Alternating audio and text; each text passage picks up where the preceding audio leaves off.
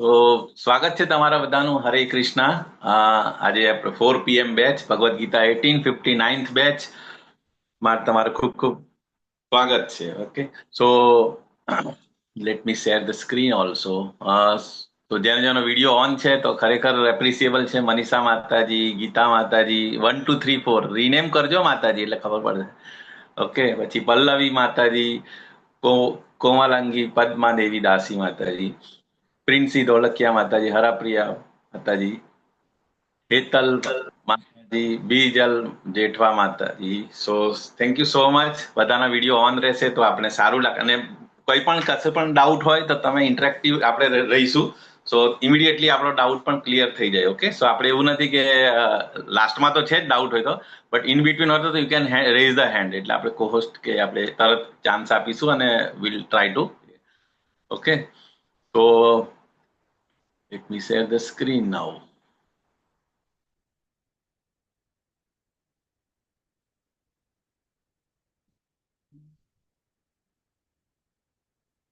Yes, screen visible માતાજી? શ્રી શ્રી રાધા ગોવિંદ ના દર્શન થાય છે બધાને? હા પ્રભુજી. હા પ્રભુજી. હા પ્રભુ.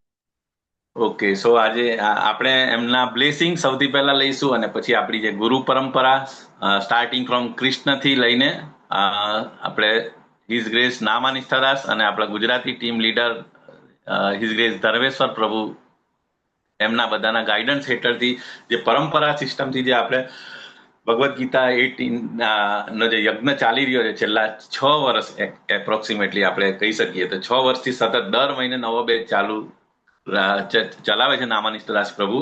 અને તો આજે 59th બેચ મતલબ આ મહિને ચાલી રહ્યો છે, તો ઇટ્સ ખરેખર બહુ એપ્રિસિએબલ કહેવાય. કેટલા લગભગ 10 લાખ લોકો સુધી ભગવદ ગીતાના વિચારો થ્રુ ઇસ્કોન મેંગલુરુ ઓનલી આપણે પહોંચાડી શક્યા છે. So it's very good. So આપણે બધાની આખું પરંપરા અને આપણી આચાર્ય સિસ્ટમ બધાને આપણે થેન્ક યુ એ પણ કરીશું વિથ મંગલાચરણ. તો આજનો જે અધ્યાય જે છે, આજે આપણે ચોથો અધ્યાય લઈશું. Okay, okay, so will start with મંગલાચરણ. ઓમ અજ્ઞાનતિમિરાન્ધસ્ય જ્ઞાનાંજન શલાકયા ચક્ષુરુન્મીલિतं येन तस्मै श्रीगुरुवे नमः. श्रीचैतन्यमनोभीष्टं स्थापितं येन भूतले स्वयं रूप कदा मह्यं ददाति स्वपदान्तिकं. वन्देऽहं श्रीगुरु श्रीयुतपदकमलं श्रीगुरून् वैष्णवांश्च श्रीरूपं सागरजातं सहगण रघुनाथान्वितं तं सजीवं साद्वैतं सावधूतं परिजनसहितं कृष्णचैतन्यदेवं श्रीराधा कृष्णपादान् सहगणललिता श्रीविशाखान्वितांश्च. हे कृष्ण करुणा सिन्धु दीनबन्धो जगत्पते गोपेश गोपिका कान्त राधा कान्त नमोऽस्तुते. तप्त काञ्चन गौराङ्गी राधे वृन्दावनेश्वरी वृषभानुसुते देवी प्रणमामि हरिप्रिये. वाञ्छाकल्पतरुभ्यश्च कृपा सिन्धुभ्य एव च पतितानां पावनेभ्यो वैष्णवेभ्यो नमो नमः. नमो विष्णुपादाय कृष्णप्रेष्ठाय भूतले श्रीमते भक्तिवेदान्त स्वामिनि इति नामिने. नमस्ते सारस्वते देवे गौरवाणी प्रचारिणे निर्विशेष शून्यवादी पाश्चात्य देश तारिणे. जयो श्री कृष्ण चैतन्य प्रभु नित्यानंद श्री अद्वैत गदाधर श्रीवासादि गौर भक्त वृंद. हरे कृष्ण कृष्ण कृष्ण हरे हरे હરે हरे હરે હરે રામ હરે રામ રામ રામ હરે હરે. તો વન્સ અગેન હરે કૃષ્ણ અને સ્વાગત છે બધાનું.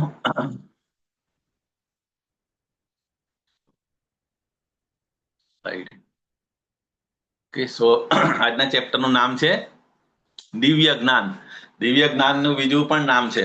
અચ્છા, આપણે સૌથી પહેલા તો ચારે ચાર ચેપ્ટરનું નામ શું છે આપણે as per Bhagavad Gita as it is આપણે ક્વિક રિવિઝન કરીશું અને પછી ટ્રાય ટુ કનેક્ટ ચેપ્ટર 3 અને 4.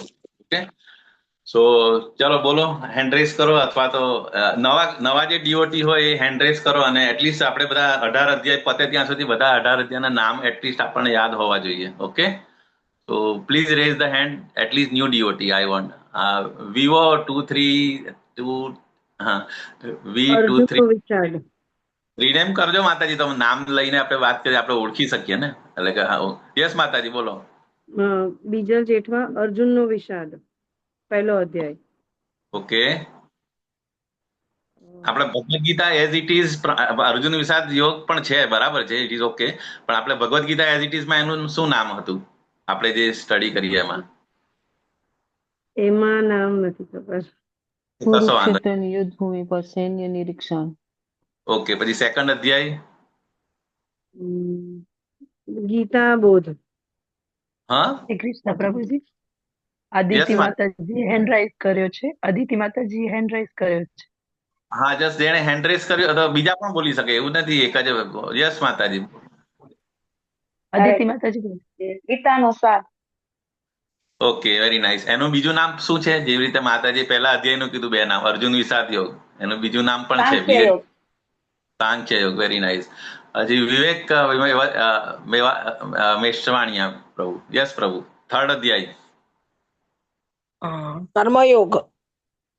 ઓકે, અને આજનો જે અધ્યાય છે એનું નામ દિવ્ય જ્ઞાન, અથવા એનું બીજું પણ નામ છે જ્ઞાન કર્મ સંન્યાસ યોગ. ઓકે, બીજી જે ભગવદ ગીતા હોય, ઓકે, એનું નામ એ પણ હોય છે. તો આપણે આ પણ ખબર હોવું જોઈએ, પછી એવું ના થવું જોઈએ કે ઓરિજિનલ આપણે જે યજુર્વેદનું છે ને એની અંદર આ નામ છે, પણ આપણા founder Acharya Srila Prabhupada Bhagavad Gita as it is ની અંદર આપણે નામ આ રીતે પણ રાખ્યા છે. તો આપણે we will refer Bhagavad Gita as it is, but બીજું નામ પણ આપણને ખબર હોવું જોઈએ કે ઓરિજિનલ નામ એનું શું હતું. અને ઓકે, સો આજે આપણે ચોથું ચેપ્ટર. અચ્છા, હવે પહેલા અધ્યાયમાં શું ક્વિક હતું અને એનો જવાબ આપણે બીજા અધ્યાયમાં મળ્યો, અને બીજા અધ્યાયમાંથી એક પોઈન્ટ પકડીને ત્રીજો અધ્યાય ચાલુ થયો, અને ત્રીજો અધ્યાયમાંથી જે હતો, અને એટલે એ રીતે સિક્વન્સ પ્રમાણે કાં તો અર્જુનને ક્વેશ્ચન્સ પૂછે છે, ભગવાન જવાબ આપે છે.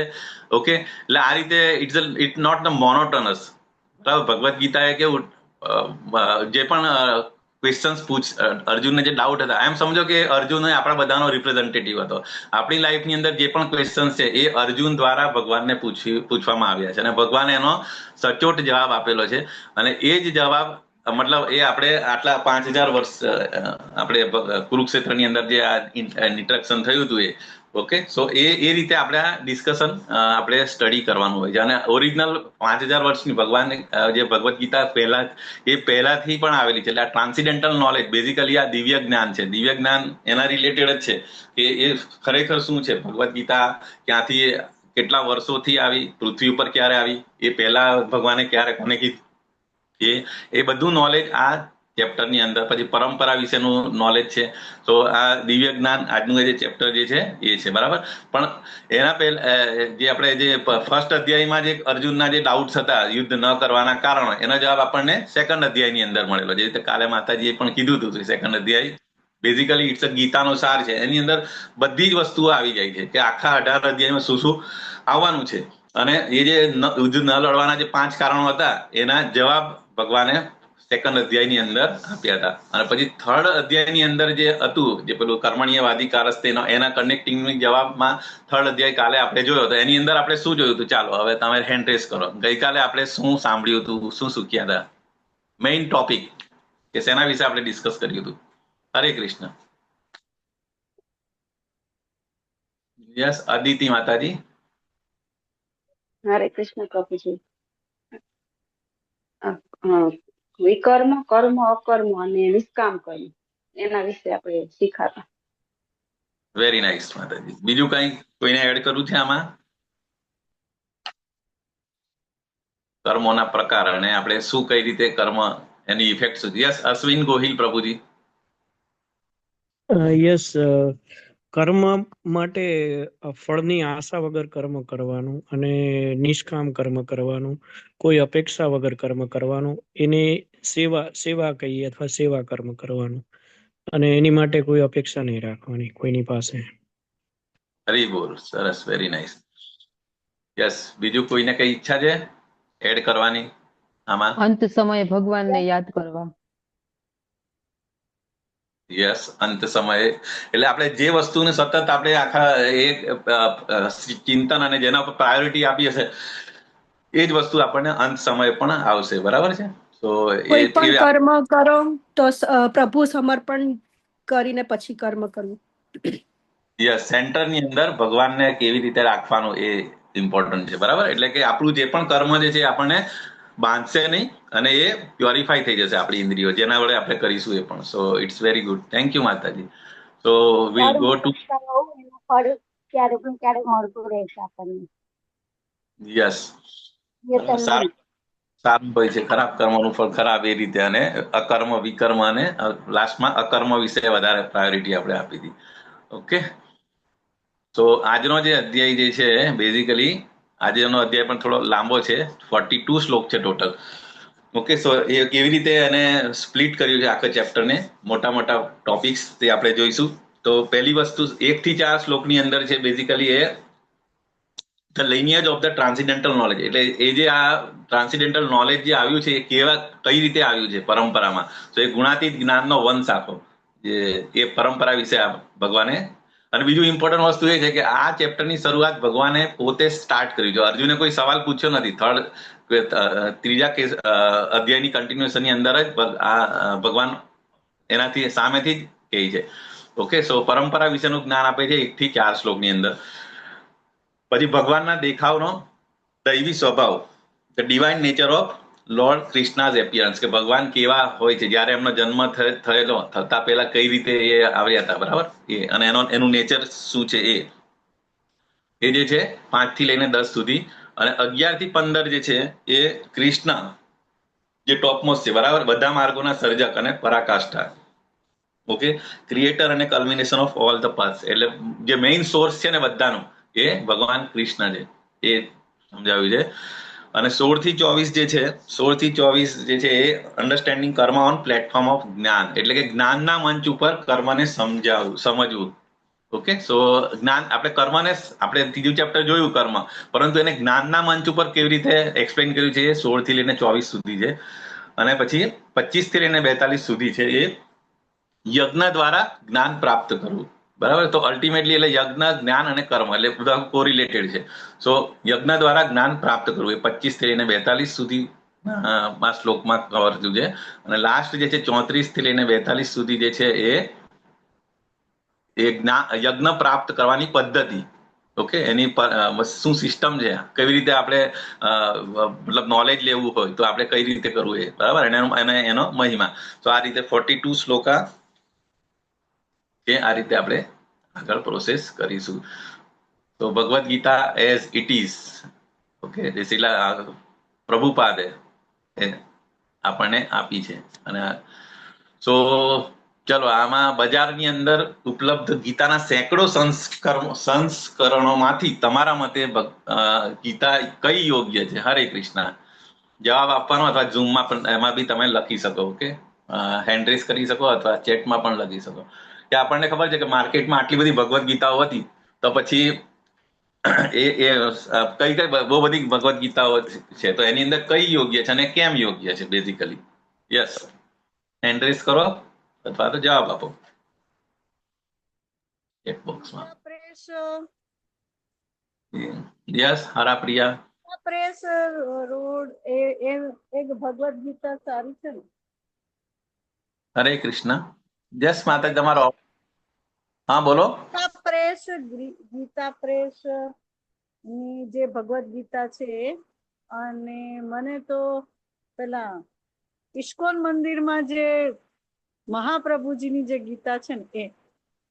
હા, સો બરાબર. એટલે આપણે જોયું, તમે જે કીધું એ પ્રમાણે કે ગીતા પ્રેસ ની પણ ભગવદ ગીતા આવે છે, બરાબર. એ પણ તમે બધા ઇસ્કોનમાં આવતા પહેલા બહુ બધી જગ્યાએ જ્યાં પણ ભગવદ ગીતા મળે આપણે વાંચી છે. અને તમે જે રીતે કીધું કે ઇસ્કોન ટેમ્પલમાંથી જે Bhagavad Gita as it is જે આપણે જોઈએ છીએ, આજે આપણે સ્ટડી કરીએ છીએ, એની અંદર શું ફરક છે એકચ્યુઅલી બેઝિકલી? કે આ જે ભગવદ ગીતા છે એ આપણા ફાઉન્ડર આચાર્ય શ્રી ભક્તિવેદાંત સ્વામી શિલા પ્રભુપાદ, જે આપણે ઇન્ટ્રોડક્શન ફર્સ્ટ બેચની અંદર તમને એક્સપ્લેન કરવામાં આવ્યું હશે કે એમણે એટ ધ એજ ઓફ 70 વર્ષની હોય એ જ્યારે એમના સ્પિરિચ્યુઅલ માસ્ટરે જે ઇન્સ્ટ્રક્શન આપી હતી કે પશ્ચિમ પ્રભુજી, ગીતા પ્રેસમાં કેવું છે કે આપણે બધાને વિતરણ કરી શકીએ ને બધી જ રીતે, પણ આ જે મહાપ્રભુજીનું છે ને ડીપમાં આપેલું છે, ગીતાના શ્લોકો પ્લસ વિવરણ ને બધું જ, એટલે યસ, હરી બોલ. એટલે મેઇન વસ્તુ એટલે એ જ છે કે એઝ ઇટ ઇઝ, એનું નામ શું છે, ભગવદ્ ગીતા માર્કેટમાં બહુ બધી છે, પરંતુ એ બધી એઝ ઇટ ઇઝ નથી. બધી એ પોતપોતાની રીતે ફેબ્રિકેટ કરી છે. કોકે અલગ કર્મયોગી, રીતે યસ. ઓકે, સો આપણે આ એઝ ઇટ ઇઝ એટલા માટે છે કે એ બીજી વસ્તુ એ પરંપરામાં આવી જોઈએ. તો આજનું જે ચેપ્ટર છે આ બે વસ્તુ પર વધારે ફોકસ છે કે ભગવદ્ ગીતા છે તમારી, પરંતુ એ પરંપરામાં છે, કોણે લખી છે, વોટ ઇઝ ધ સોર્સ. બરાબર. જો ભગવદ્ ગીતાના ટોપિક્સ બધું સેમ જ હશે, પરંતુ એની આપણે કોઈ પણ વસ્તુ હોય તો એનું આપણે મૂળ શું છે એ જાણવું જોઈએ. બરાબર. માર્કેટની અંદર બહુ બધા લિટરેચર્સ મળતા હોય, પરંતુ એ કોણે, કોઈ ખાલી પૈસા કમાવા માટે કંઈ લખી દીધું હોય એને, અથવા તો એને જે અન્ડરસ્ટેન્ડ કર્યું, એનું જે રિયલાઇઝેશન છે એને લખ્યું હોય, પરંતુ એ શું એ પરંપરામાં છે, આપણે એ ફાઇન્ડ આઉટ કરવું જોઈએ કે એ જે લખવા વાળો વ્યક્તિ છે એના ગુરુ કોણ છે, એની 3 પેઢી એટલે એના ગુરુના ગુરુ કોણ છે, ultimately it is connected two Krishna છે કે નહીં. સો આ બધી વસ્તુ ઇમ્પોર્ટન્ટ છે. જેવી રીતે આપણે એક્ઝામ્પલ આપતા હોય કે આપણે આપણા ઘરના બાળકના, કોકના છોકરાના કે છોકરીના મેરેજ કરવા હોય તો આપણે જે પણ સામેની વ્યક્તિ હોય તો એનું આપણે મેક્સિમમ વસ્તુ જાણવા કોશિશ કરીએ કે એનું કુળ શું છે, એ આપણી જ્ઞાતિનો છે કે નહીં, અથવા એના મામાનું કુળ શું છે, એની 3-4 પેઢી વિશે આપણે જાણવા માંગતા હોય છે. બરાબર. કારણ કે આપણે એક રિલેશન એસ્ટાબ્લિશ કરવા માંગતા હોય. એવી રીતે બીજું આપણે કોઈ કોલેજનું ની અંદર એડમિશન લેવું હોય તો કોલેજનું પણ આપણે બહુ બધી રિસર્ચ કરતા હોય છે કે ભાઈ આ કોલેજનું શું છે, ગવર્મેન્ટ અપ્રુવડ છે કે નહીં, કે એની અંદરથી જો હું પાસ આઉટ થઈશ પછી મને મારું પ્લેસમેન્ટ થશે કે નહીં. સો આ બધી વસ્તુ સેમ વે આપણું આધ્યાત્મિક વિકાસ કરવો હોય તો આપણે જે વસ્તુ આપણી લાઈફ ટ્રાન્સફોર્મ કરી શકે છે તો એનો સોર્સ આપણે જાણવો જોઈએ, અને weather it is connected two પરંપરા ઓર નોટ. બરાબર. That is very very important. Authorise source સાથે છે કે નહીં. સો એટલા માટે અહીંયા આપણે જે રીતે માતાજીએ કીધું, ગોરખપુર પ્રેસ વાળા એ લોકો બી એકદમ સસ્તામાં અથવા તો મફતના ભાવમાં we can say they are ડિસ્ટ્રીબ્યુટિંગ Gita, પરંતુ આપણે એનો સોર્સ અને એની પાછળનો મોટિવ શું છે, બરાબર, તો એ બધી વસ્તુ જોવી જોઈએ. સો અહીંયા ગાડી આપણે આગળ જઈએ. પછી આજના ચેપ્ટરમાં એ જ વસ્તુ વિશે વધારે ટોપિક કર્યું છે. બરાબર. તો સૌથી પહેલો શ્લોક ભગવાન સામેથી જ કહેવાનું ચાલુ કરે છે. શ્રી ભગવાન ઉવાચ ઈમં વિવસ્વતે યોગમ પ્રોક્તવાનહમ વ્યયમ વિવસ્વાન મનવે પ્રાહ મનુરીક્ષ્વા કવે બ્રવીત. તો અહીંયા ભગવાન શું કહે છે? પૂર્ણ પુરુષોત્તમ ભગવાન પરમેશ્વર શ્રી કૃષ્ણએ કહ્યું, મેં આ અવિનાશી યોગના વિજ્ઞાનનો ઉપદેશ સૂર્યદેવ વિવસ્વાનને આપ્યો, અને વિવસ્વાને તે માનવોના પિતા મનુને આપ્યો, અને બાદમાં મનુએ એ ઉપદેશ ઇક્ષ્વાકુને આપ્યો. તો હવે આની અંદર સૌથી પહેલા તો અહીંયા ભગવાન એવું કહે છે કે આ અવિનાશી યોગ એટલે આ અવિનાશી એટલે કે આનો નાશ થતો નથી. ઇવન જે 5000 વર્ષ પહેલા જે ભગવાને કીધું હતું, જે 700 શ્લોક હતા એની અંદર નહીં એક શ્લોક એડ થયો છે કે નથી, કોઈ ડિલીટ કર્યો છે. There is no any revision. બરાબર. ઓરિજિનલી. તો એ એટલા માટે અવિનાશી કહીએ. અને બીજું એ વિજ્ઞાન છે. there are two things. one is જ્ઞાન. જ્ઞાન એટલે નોલેજ, કે કોઈ વસ્તુનું આપણે જ્ઞાન મળ્યું, ઇન્ફોર્મેશન મળી. અને બીજું એક વિજ્ઞાન. તો શું ડિફરન્સ શું છે જ્ઞાન અને વિજ્ઞાનમાં? કોઈ કહી શકે? હરે કૃષ્ણ બોલો. જ્ઞાન ગુરુ પાસેથી મળે અને વિજ્ઞાન સાયન્સ માંથી મળે. નહીં, તમે ઉલટું કીધું. બીજા કોઈ બોલો, ચાલો એડ કરો, કરેક્ટ કરો. યસ, પ્રિન્સી માતાજી. હરે કૃષ્ણ પ્રભુજી. જ્ઞાન એટલે ભગવાનનું ઐશ્વર્ય અને વિજ્ઞાન એટલે ભગવાનનો પ્રેમ ને એનો માધુર્ય. હરે કૃષ્ણ. આપણે જેનરિક વાત કરીએ એ બધું તો બરાબર છે. એકચ્યુઅલી એ ઇન્ફોર્મેશન થઈ કે ભાઈ હા ભગવાન કોને કહેવાય, ભગવાનની ડેફિનેશન, પછી ઐશ્વર્ય, 6 ઐશ્વર્યોના માલિક, એ બધી ઇન્ફોર્મેશન. પણ મારો જે ક્વેશ્ચન છે કે કોઈ બી વસ્તુનું આપણે ભૌતિક જ્ઞાનની વાત કરીએ. યસ, અશ્વિન ગોહિલ પ્રભુ. પ્રભુજી, જ્ઞાન એટલે જ્યાં વિજ્ઞાનનો અંત આવે ને, વિજ્ઞાન રહ્યું એ આપણે પ્રેક્ટિકલ બેઝ હોય છે, પણ એની અમુક લિમિટેશન હોય છે. જ્યારે જ્ઞાન આપેલું છે ને એ અનંત છે, અને એનું મતલબ કોઈ સીમા નથી હોતી, અને એ જે ભગવાને આપણને આપ્યું છે. મતલબ વિજ્ઞાન એ તો ખાલી મતલબ લિમિટેશન છે એની, અને એ વિજ્ઞાન ઓલરેડી જ્ઞાનમાં સમાયેલું જ છે એવું કહી શકાય. તમે થોડા કરેક્ટ રસ્તા પર હતા, પણ થોડું ચાલો હું તમને કહું. સિમ્પલ વસ્તુ, જ્ઞાન એટલે શું કે એક ઇન્ફોર્મેશન થઈ, અને વિજ્ઞાન એટલે શું કે જે ઇન્ફોર્મેશન મને મળી એને પ્રેક્ટિકલ વે અને એ રિયલાઇઝ છે કે નહીં એ વસ્તુ. ઓકે, જેવી રીતે આપણે વિજ્ઞાનની અંદર બધા પ્રયોગ કરતા હોય કે ભાઈ વનસ્પતિને પ્રકાશ સંશ્લેષણની ક્રિયા માટે સૂર્યપ્રકાશની જરૂર છે, ઠીક છે. તો એક ઇન્ફોર્મેશન થઈ. નાના બાળકને પહેલી વાર કોઈએ કીધું કે હા જો સૂર્યપ્રકાશની હાજરી જોઈએ તો જ વનસ્પતિનો ગ્રો થઈ શકે. તો એના માટે ઇન્ફોર્મેશન થઈ. પછી એ શું કરશે, પ્રેક્ટિકલ આવે. આપણે બાયોલોજીમાં પ્રેક્ટિકલ કરતા હતા કે એક છોડ લીધો, એક છોડને આપણે પછી એને કવર કરી રહ્યા, તો એ છોડ બીજા દિવસે કરમાઈ જાય છે, મરી જાય. તો એ શું થયું, એ પ્રેક્ટિકલ થયો. એવી જ રીતે ભગવદ્ ગીતાનું જે ઇન્ફોર્મેશન છે, જે નોલેજ છે, એ બધી વસ્તુ ખાલી એટલે થિયોરિટિકલ બેઝ પૂરતી રાખવાની નથી, એને આપણે જીવવાની છે. Bhagavad Gita we have to implement in our life. અને તો જ પછી એટલે જ્ઞાન અને વિજ્ઞાન એટલે ભગવાને અહીંયા શું કીધું કે ભગવદ્ ગીતા એ વિજ્ઞાન છે બેઝિકલી, કે વિજ્ઞાન. અને આપણને ખબર છે કે ભગવદ્ ગીતાથી કેટલા લોકોના લાઈફ ટ્રાન્સફોર્મ થયા છે અને એની અંદર પાવર છે, કારણ કે ભગવાનના પોતાના વર્ડ્સ છે. સો બે વસ્તુ થઈ ગઈ. આમાં ક્લિયર થઈ ગયું કે જ્ઞાન અને વિજ્ઞાનમાં શું ફરક છે. જ્ઞાન એટલે થિયરિટિકલ નોલેજ અને વિજ્ઞાન એ પ્રેક્ટિકલ કરીને એને આપણે કન્ક્લુઝન કર્યું કે જે પણ મને જાણવા મળ્યું એ એકદમ 100% પ્રૂવન છે. ઓકે, આપણે જે બધા ફિઝિક્સમાં, કેમેસ્ટ્રીમાં બધી જગ્યાએ આપણે પ્રેક્ટિકલ્સ કરતા હોય, તો પ્રેક્ટિકલ કર્યા પછી એ આપણું પાકું થઈ જાય કે ભાઈ એસિડ ખાટો હોય કે બેઝ જે છે એ ખારો હોય, એ રીતે. ઓકે, સો આની અંદર I think it is clear. બધાને કોઈ ડાઉટ હોય તો આપણે ક્લિયર કરીશું. ઓકે, તો વિજ્ઞાન. અને પછી બીજું શું કે સૌથી પહેલા એ જે વિજ્ઞાન કોને આપેલું, સૂર્યદેવ. તો સૂર્યદેવ કોણ છે, સૂર્યદેવના અધિષ્ઠાતા એટલે સૂર્યના અધિષ્ઠાતા દેવ જે છે વિવસ્વાન છે. સૌથી પહેલા ભગવાને વિવસ્વાનને કીધું હતું. અને વિવસ્વાને પછી તે માનવોના પિતા. આપણે ખબર છે કે આપણે મનુષ્ય આપણો સૌથી ફોરફાધર જે એ મનુ છે, બરાબર. આપણે જોઈશું આજની ટાઈમ સ્કેલની અંદર પણ છે. ઓકે, તો વિવસ્વાને પછી એ નોલેજ મનુને આપ્યું અને મનુએ પછી એ ઉપદેશ કોને આપ્યો, ઇક્ષ્વાકુ. તો કોઈ કહી શકે ઇક્ષ્વાકુમાં કોણ થઈ ગયા છે, કોનું કુળ છે ઇક્ષ્વાકુ? હરે કૃષ્ણ.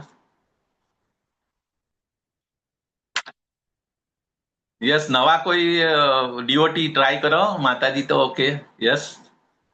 ઇક્ષ્વાકુ આપણે ખબર હોવી જોઈએ કે ઇક્ષ્વાકુ વંશની અંદર કોણ થઈ ગયા છે.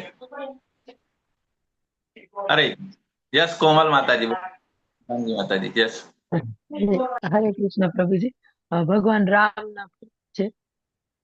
યસ, તો જે કુળની અંદર ભગવાન રામ સ્વતઃ આવેલા છે, બરાબર. કૃષ્ણ જે રામ અવતાર આપણે ખબર છે, ઇક્ષ્વાકુ દશરથ ને એ બધું આપણું દશરથ એ બધું આપણે એમાં જઈએ તો ઇક્ષ્વાકુ કુળમાં ભગવાન રામ આવ્યા હતા. તો આ રીતે આ ભગવદ્ ગીતા ક્યારે કોને કીધી અને કઈ રીતે આવી એ સૌથી પહેલા ભગવાને આ રીતે કહેવાનું ચાલુ કર્યું છે. આપણે જોઈશું આગળ ટાઈમ સ્કેલની અંદર. તો ભગવદ્ ગીતાનો ઇતિહાસ આ રીતે છે. સૌથી પહેલા સૂર્યદેવ, આજે બાજુના ચિત્રમાં બતાવ્યું છે ને, ભગવાન કૃષ્ણ, પછી સૂર્યદેવ છે, પછી સૂર્યદેવે એમને મનુએ ઇક્ષ્વાકુ, અને આ રીતે ડિસાઇપ્લિક સક્સેશનની અંદર સેકન્ડ શ્લોક છે, એવમ પરંપરા પ્રાપ્તિ ઇમમ રાજર્ષયો વિદુ સકાલે નેહા મહતા યોગે નષ્ટ પરંતપ. તો આ રીતે આપણને જયારે આ રીતે પરંપરા, આ રીતે સિક્વન્સ પ્રમાણે આવતું હોય તો ત્યારે પછી અમુક ટાઈમ પછી એની અંદર ઓરિજિનલ જે છે એ વસ્તુ વચ્ચે બ્રેક આવી જાય. તો અહીંયા આગળ ભગવાન એ જ કહે છે એ રીતે હે અર્જુન, આ પરમ વિજ્ઞાન ગુરુ શિષ્ય પરંપરા દ્વારા પ્રાપ્ત થયું અને રાજર્ષિઓએ એ જ રીતે મને જાણ્યું. ઓકે, એટલે રાજર્ષિ આપણે ખબર છે ઇક્ષ્વાકુ એટલે રાજા. પહેલાના રાજાઓ હતા, એ લોકો ઋષિની જેમ જીવન જીવતા હતા. ઓકે, અને એ લોકોને આપણે શાસ્ત્રોનું ઇનફ નોલેજ હતું. આજકાલના જેવા પોલિટિશિયન્સ જેવા નહીં હતા, બરાબર. તો એમને કશું, અને એ લોકો શાસ્ત્ર પ્રમાણે રાજ્ય કરતા હતા, એટલે that's why they are called રાજર્ષિ. પરંતુ એ પરંપરા જેમ જેમ આગળ થતી ગઈ તેવી રીતે એ કાળાંતરે પરંપરા તૂટી ગઈ અને પછી તેથી આ વિજ્ઞાન યથાર્થ રૂપમાં લુપ્ત થયેલું જણાય છે. એટલે પછી એઝ ઇટ ઇઝ જે ભગવાને કીધી હતી એ વચ્ચે પછી આ રીતે આફ્ટર સો મેની જનરેશન્સ એ વચ્ચે બ્રેક થઈ ગયું. ઓકે, તો એને પછી રીએસ્ટાબ્લિશ કરવા માટે ભગવાને કીધું છે કે નાવ. તો તમે સાચા ગુરુને કેવી રીતે ઓળખશો? અચ્છા, હવે આ બીજો ક્વેશ્ચન છે કે આપણે ગુરુ જે છે એને એ સાચા છે કે ફ્રોડ છે, એ કેવી રીતે આપણે ઓળખી શકીએ? ચલો ટ્રાય કરો કોઈ. આપણે ઓલરેડી આગળ બી ડિસ્કસ કર્યા છે કે ગુરુ કે કોને આપણે સરેન્ડર કરવું જોઈએ, એવા ગુરુ કે આપણે શું એનાલિસિસ કરવું જોઈએ કે ભાઈ ગુરુ જે છે મારે જેને શેલ્ટર લેવો છે તો, અથવા એ રાઈટ છે કે રોંગ છે, તો એના માટે કેવી રીતે ઓળખી શકાય? યસ, અત્યારે જ આપણે વાત કરી લીધી કે એ પરંપરામાં આવવા જોઈએ. એ પોતે જે પણ કહેતા હોય એ પોતે લાઈફની અંદર ઇમ્પ્લિમેન્ટ કરેલું છે કે નહીં, એ ખાસ વેરી વેરી ઇમ્પોર્ટન્ટ. એનો આચાર અને વિચાર બંને મેચ થાય છે કે નહીં, પછી એ કોઈ પરંપરા ઓથોરાઇઝ પરંપરામાં છે કે નહીં. તો આ 2-3 વસ્તુ ઇમ્પોર્ટન્ટ છે. બરાબર. તો આ રીતે આપણે સાચા ગુરુને ઓળખી શકીએ. જો અહીંયા આપણે જો મેઇન જે પરંપરા જે છે, આ શ્લોક બહુ ઇમ્પોર્ટન્ટ કીધું છે એમણે એની અંદર, કે સંપ્રદાય વિના આપણે કોઈ ગુરુ આપણે રેન્ડમલી કોઈને પણ આપણે ગુરુ માની લીધા. બરાબર. આપણે થોડોક બેનિફિટ થયો, મટીરિયલ બેનિફિટ થયો એટલે આપણે ના આ મારા ગુરુ છે, એને આપણે ગુરુ સરેન્ડર કરી લીધા. વિધાઉટ ઇન્વેસ્ટિગેશન, વિધાઉટ કોઈ આપણે રિસર્ચ કર્યા વગર આપણે એને ગુરુ બનાવી દીધા. પરંતુ આ શ્લોકની અંદર ક્લિયર કટ લખ્યું છે કોઈ પણ મંત્ર જે શિષ્ય અનુક્રમમાં આવતો નથી, કે જે આ 4 પરંપરા જે છે આપણે જોઈશું, ડિસ્કસ કરીશું, અને નથી તે ફળહીન, જે પરંપરામાં નથી આવતો તે ફળહીન માનવામાં આવે છે.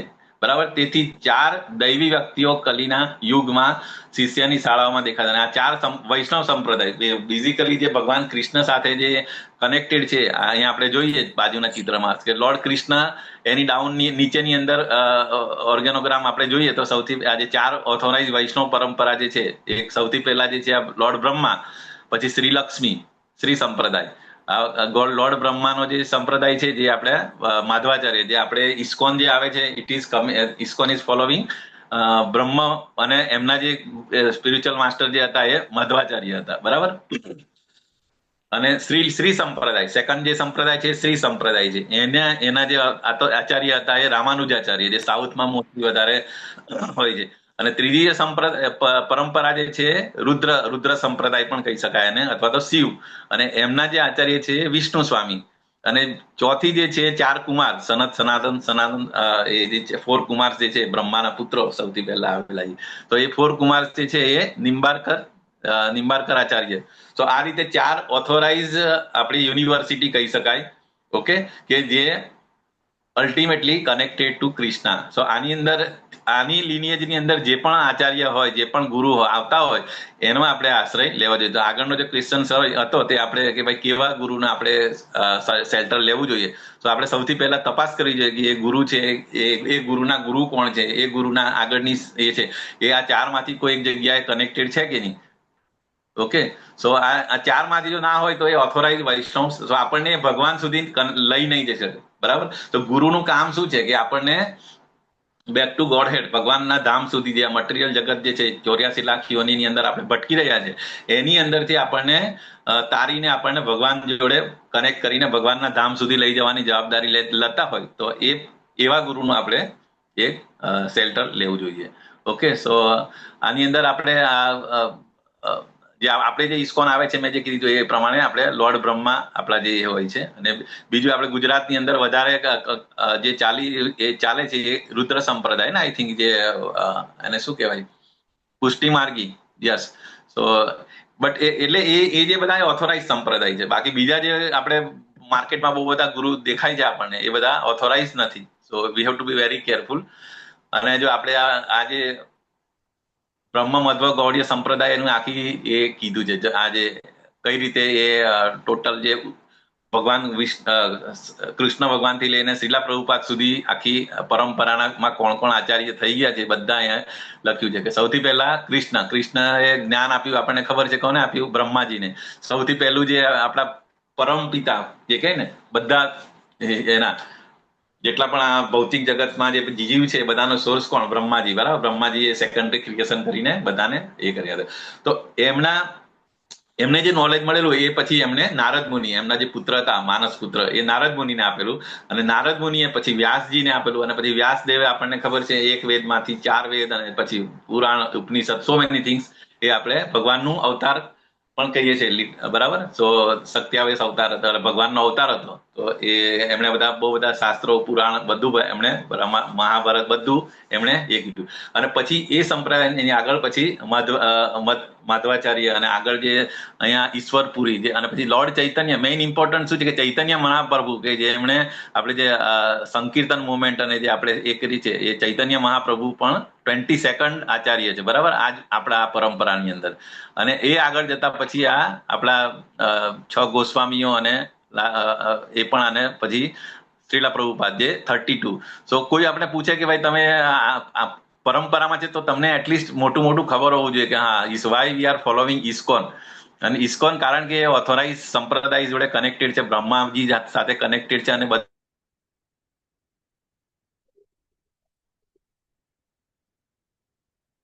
ભગવાને એઝ ઇટ ઇઝ જે નોલેજ આપેલું હતું બ્રહ્માજીને અને નારદજીને અને વ્યાસદેવને, એ જ નોલેજ પરંપરામાં જેવી આપણું એકદમ ક્રૂડ એક્ઝામ્પલ આપણે લઈએ કે ધારો કે આપણે એક મોટા પાવર પ્લાન્ટની પાસે રહીએ છીએ, બરાબર, અને આપણું ઘર એની બાજુમાં જ છે, બરાબર, પણ આપણે ડાયરેક્ટ એનો પાવર લઈ શકીએ? નહીં લઈ શકીએ. એને એક જે ઇલેક્ટ્રિસિટી સૌથી પહેલા પાવર પ્લાન્ટ હોય, પાવર પ્લાન્ટમાંથી જે ઇલેક્ટ્રિસિટી હોય એ સ્ટેપ અપ થઈને પછી ઓવરહેડ ટ્રાન્સમિશન લાઇનમાં જાય, કે એ પછી લાઇનમાંથી પછી transformer, there are so many transformers, બરાબર, સ્ટેપ ડાઉન, અને પછી એ ટ્રાન્સફોર્મર આપણી જે સોસાયટી હોય ત્યાં આગળ હોય, એ ડીપી હોય, અને ત્યાંથી પછી આપણે વાયર લઈને આપણા ઘરની મેઇન સ્વિચમાં આવે.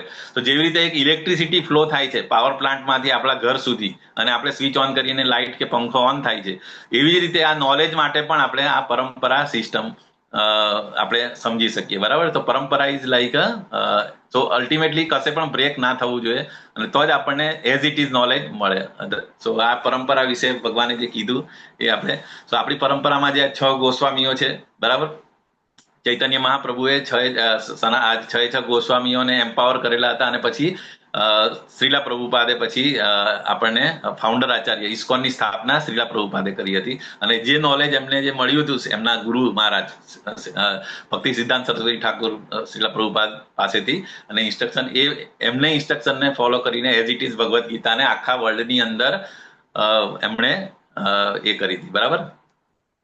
તો ગીતાને સમજવાની લાયકાત બહુ વેરી ઇમ્પોર્ટન્ટ, કે આપણે કોઈ બી વસ્તુને આપણે કોઈ કોલેજમાં એડમિશન લેવું હોય તો આપણે પ્રી રિક્વિઝિટ, બરાબર, ગેટની એક્ઝામ આપો, આ આપો, તે મેડિકલ હોય તો, એન્જિનિયરિંગ હોય તો એની એન્ટ્રાન્સ એક્ઝામ આપો, એવી રીતે એક લાયકાત હોય, એવી રીતે ભગવદ્ ગીતાને સમજવાની લાયકાત શું છે? તો એ પણ અહીંયા આગળ કીધું છે કે કોણ સમજી શકે, કે તે જ આ પ્રાચીન યોગ પરમેશ્વર સાથેના સંબંધનું વિજ્ઞાન જે આજે ભગવાન કહી રહ્યા છે, અર્જુનને જે કહે છે, એના માટે શું કે એ ભક્ત અને મિત્ર હોવો જોઈએ. સો મેઇન વસ્તુ શું? ભક્ત હોવો જોઈએ. જો તમે એક ભક્તની રીતે, જે રીતે અર્જુને સરેન્ડર કરીને ભગવાન પાસેથી તમે સાંભળ્યું હતું ભગવદ્ ગીતા, અને એની અંદર ટ્રાન્સફોર્મેશન થયું હતું, એવી જ રીતે જો આપણી અંદર પણ જો એ ટ્રાન્સફોર્મેશન લાવવું હોય તો આપણે આ જે યોગ્યતા જે છે, આ લાયકાત આપણે એ કરવી જોઈએ. તો આપણે ભક્ત બનવો જોઈએ. ભક્ત એટલે શું? કે જે વિભક્ત છે, જે આપણે ત્રણેય કર્મ, જે કર્મયોગની અંદર આપણે કીધું કે આપણે કોઈ પણ એક ક્ષણ માટે પણ આપણે કર્મ વગર રહી નથી શકતા. તો આપણે એવું કર્મ કરવું જોઈએ કે દરેક કર્મની ની અંદર ભગવાનને આપણે કનેક્ટ કરવા જોઈએ. તો પછી આપણે ભક્ત થાય, અને પછી આપણે ભગવદ્ ગીતા વાંચીશું કે સાંભળીશું તો આપણની અંદર ટ્રાન્સફોર્મેશન આવશે. તો જેવી રીતે અર્જુનમાં ટ્રાન્સફોર્મેશન આવે એવી રીતે આપણી અંદર પણ આવશે. તો આ prerequisite we have to match, અને તેથી આ વિજ્ઞાનનો દિવ્ય રહસ્યને સમજી શકે તો જ તમે, બાકી તમે પાપ કર્મ કરતા રહેશો અને પછી તમે ભગવદ્ ગીતાનું કે તમને 700 શ્લોક પણ આવડી જશે, તમને બધું ખબર પડી જશે, પરંતુ તમે એને લાઈફમાં ઇમ્પ્લિમેન્ટ નહીં કરશો, બરાબર, અને તમે ચેન્જ કરવા, તમારી લાઈફસ્ટાઈલ ચેન્જ કરવા કોશિશ નહીં કરશો, અને ભગવાનને સેન્ટરમાં ના લાવશો, તો તમને એ દિવ્ય રહસ્યને સમજી શકશો નહીં as it is. Okay, so this is very important.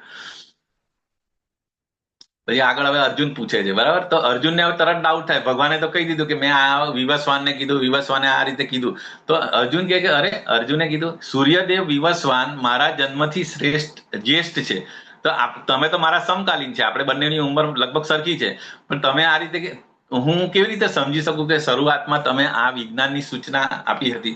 તો મને ડાયજેસ્ટ થતું નથી. તમે કેન યુ પ્લીઝ એક્સપ્લેન કે મને તો ખબર પડે, તમે તો મારા સમકાલીન છે, અને તમે અત્યારે એવું કહો છો કે મેં વિવસ્વાનને, સૂર્યદેવ વિવસ્વાનને મેં કીધું, તો એ કેવી રીતે શક્ય? તો આ ક્વેશ્ચન તરત આવ્યો હતો, અને એનો જવાબ પછી ભગવાન એક્સપ્લેન કરશે. પરંતુ કેવી રીતે? તમે મારા સમકાલીન છો, સિમ્પલ. તો ગીતા કેટલા વર્ષ પહેલા ભગવાન દ્વારા બોલવામાં આવી હતી? ચલો બોલો. નવા કેન્ડિડેટ, નવા ડિવોટીસ ટ્રાય કરો. કોઈ પૂછે તમને ભગવદ્ ગીતા કેટલા વર્ષ પહેલા આવી, તો તમે શું જવાબ આપશો? હરે કૃષ્ણ. 5000 વર્ષ પહેલા. હરી બોલ. 5000 વર્ષ પહેલા. 5000 વર્ષ પહેલા તો જે અત્યારે આપણે કીધું ને કે ભગવદ્ ગીતા જે કુરુક્ષેત્રના મેદાનમાં યુદ્ધ પહેલા ભગવાને અર્જુનને કીધું એ 5000 વર્ષ પહેલા, ધેટ ઇઝ ઓકે. તો આપણને બધાને એ જ ખબર, ઇવન મને પણ એ જ ખબર હતી પહેલા, જયારે તમે જવાબ આપ્યો છે એ ખોટો નથી, એ તો છે. પરંતુ ઓરિજિનલ ક્યારે આવી એ ભગવાને આ શ્લોકમાં કીધું ને પરંપરા પ્રમાણે કે મેં વિવસ્વાનને કીધું તું આટલા મતલબ ઈક્ષ્વાકુ બધું. યસ શશી માતાજી. હરે કૃષ્ણ, દંડોત પ્રણામ. 20,000 વર્ષ પહેલા. યસ, એ આપણે જોઈએ કેવી રીતે આ તો જે નવા ડીઓટી ના એમાં જેવી રીતે આપણે થોટ પ્રોસેસ હતી કે ભગવદ ગીતા તો 5,000 વર્ષ પહેલા આવી હતી. સો એ મતલબ એને આપણે આપણું એ ક્લેરિટી આપીએ. આપણે ટાઈમ સ્કેલમાં જઈશું એટલે આપણે ખબર પડશે આગળની સ્લાઇડોમાં કે ખરેખર 5,000 વર્ષ પહેલા નહીં, પરંતુ તમે જે કીધું 20,000 અને એના પર કરતા પણ તમને મળશે. યસ, સો આપણે આજે આ જ વસ્તુ છે, આપણે ક્લેરિટી આવશે ધીરે ધીરે. ઓકે, સો આપણે ટાઈમ સ્કેલ આ જે છે દેખાય છે ને સ્લાઇડ બરાબર તમને? તો આપણે સૌથી પહેલા નીચેથી સ્ટાર્ટ કરીએ, બરાબર છે? સો અત્યારે આપણે કયો યુગ ચાલી રહ્યો છે? કળયુગ ચાલી રહ્યો છે. તો કળયુગની ડ્યુરેશન કેટલું છે? 4,32,000 વર્ષ. ઠીક છે, એકદમ રાઈટ કોર્નરની અંદર શરૂઆત કરે છે. નીચે સૌથી દિવ્ય યુગની નીચે દેખાય ને ટાઈમ સ્કેલ એમ્પ્લિફાઈડ. યસ, દેખાય છે ને? તો કળયુગ, અને કળયુગ પહેલા શું હતો? દ્વાપર યુગ હતો. દ્વાપર યુગ પહેલા શું હતો? ત્રેતા યુગ, અને ત્રેતા યુગ પહેલા સતયુગ હતો. સો કળયુગનું ડ્યુરેશન કેટલું છે? 4,32,000. અને જે ડ્યુરેશન કળયુગનું છે એનાથી ડબલ જે છે દ્વાપર યુગનું છે, એનાથી 3 ટાઈમ્સ જે છે એ ત્રેતા યુગનું છે, અને જેનાથી 4 ટાઈમ્સ જે છે એ સતયુગનું છે. તો ટોટલ આપણે ગણીએ તો કળયુગ 4,32,000 છે. સો 1, 2, 3 એટલે 10 ટાઈમ્સ. ટોટલ દિવ્ય યુગ આપણે કેલ્ક્યુલેટ કરીએ તો 10 ટાઈમ્સ ઓફ કળયુગ. તો 4 લાખના ડબલ કેટલા થાય? 8,64,000. એનાથી 3 ટાઈમ્સ કેટલા થાય? 4,32,000 3 ટાઈમ્સ 12,96,000 અને 17,28,000. તો ચારેનો સમ કરીએ તો 43,20,000 વર્ષ એક દિવ્ય યુગ થાય. તો 4 યુગ મળીને જે એક ચકરડું બને સાયકલ, અને એ સાયકલ હોય છે સતયુગ, ત્રેતાયુગ, દ્વાપરયુગ, કળયુગ. કળયુગ પતે પછી અગેન સતયુગની શરૂઆત થશે. તો એ સાયકલ ચાલુ રહે, એને દિવ્ય યુગ કહેવાય.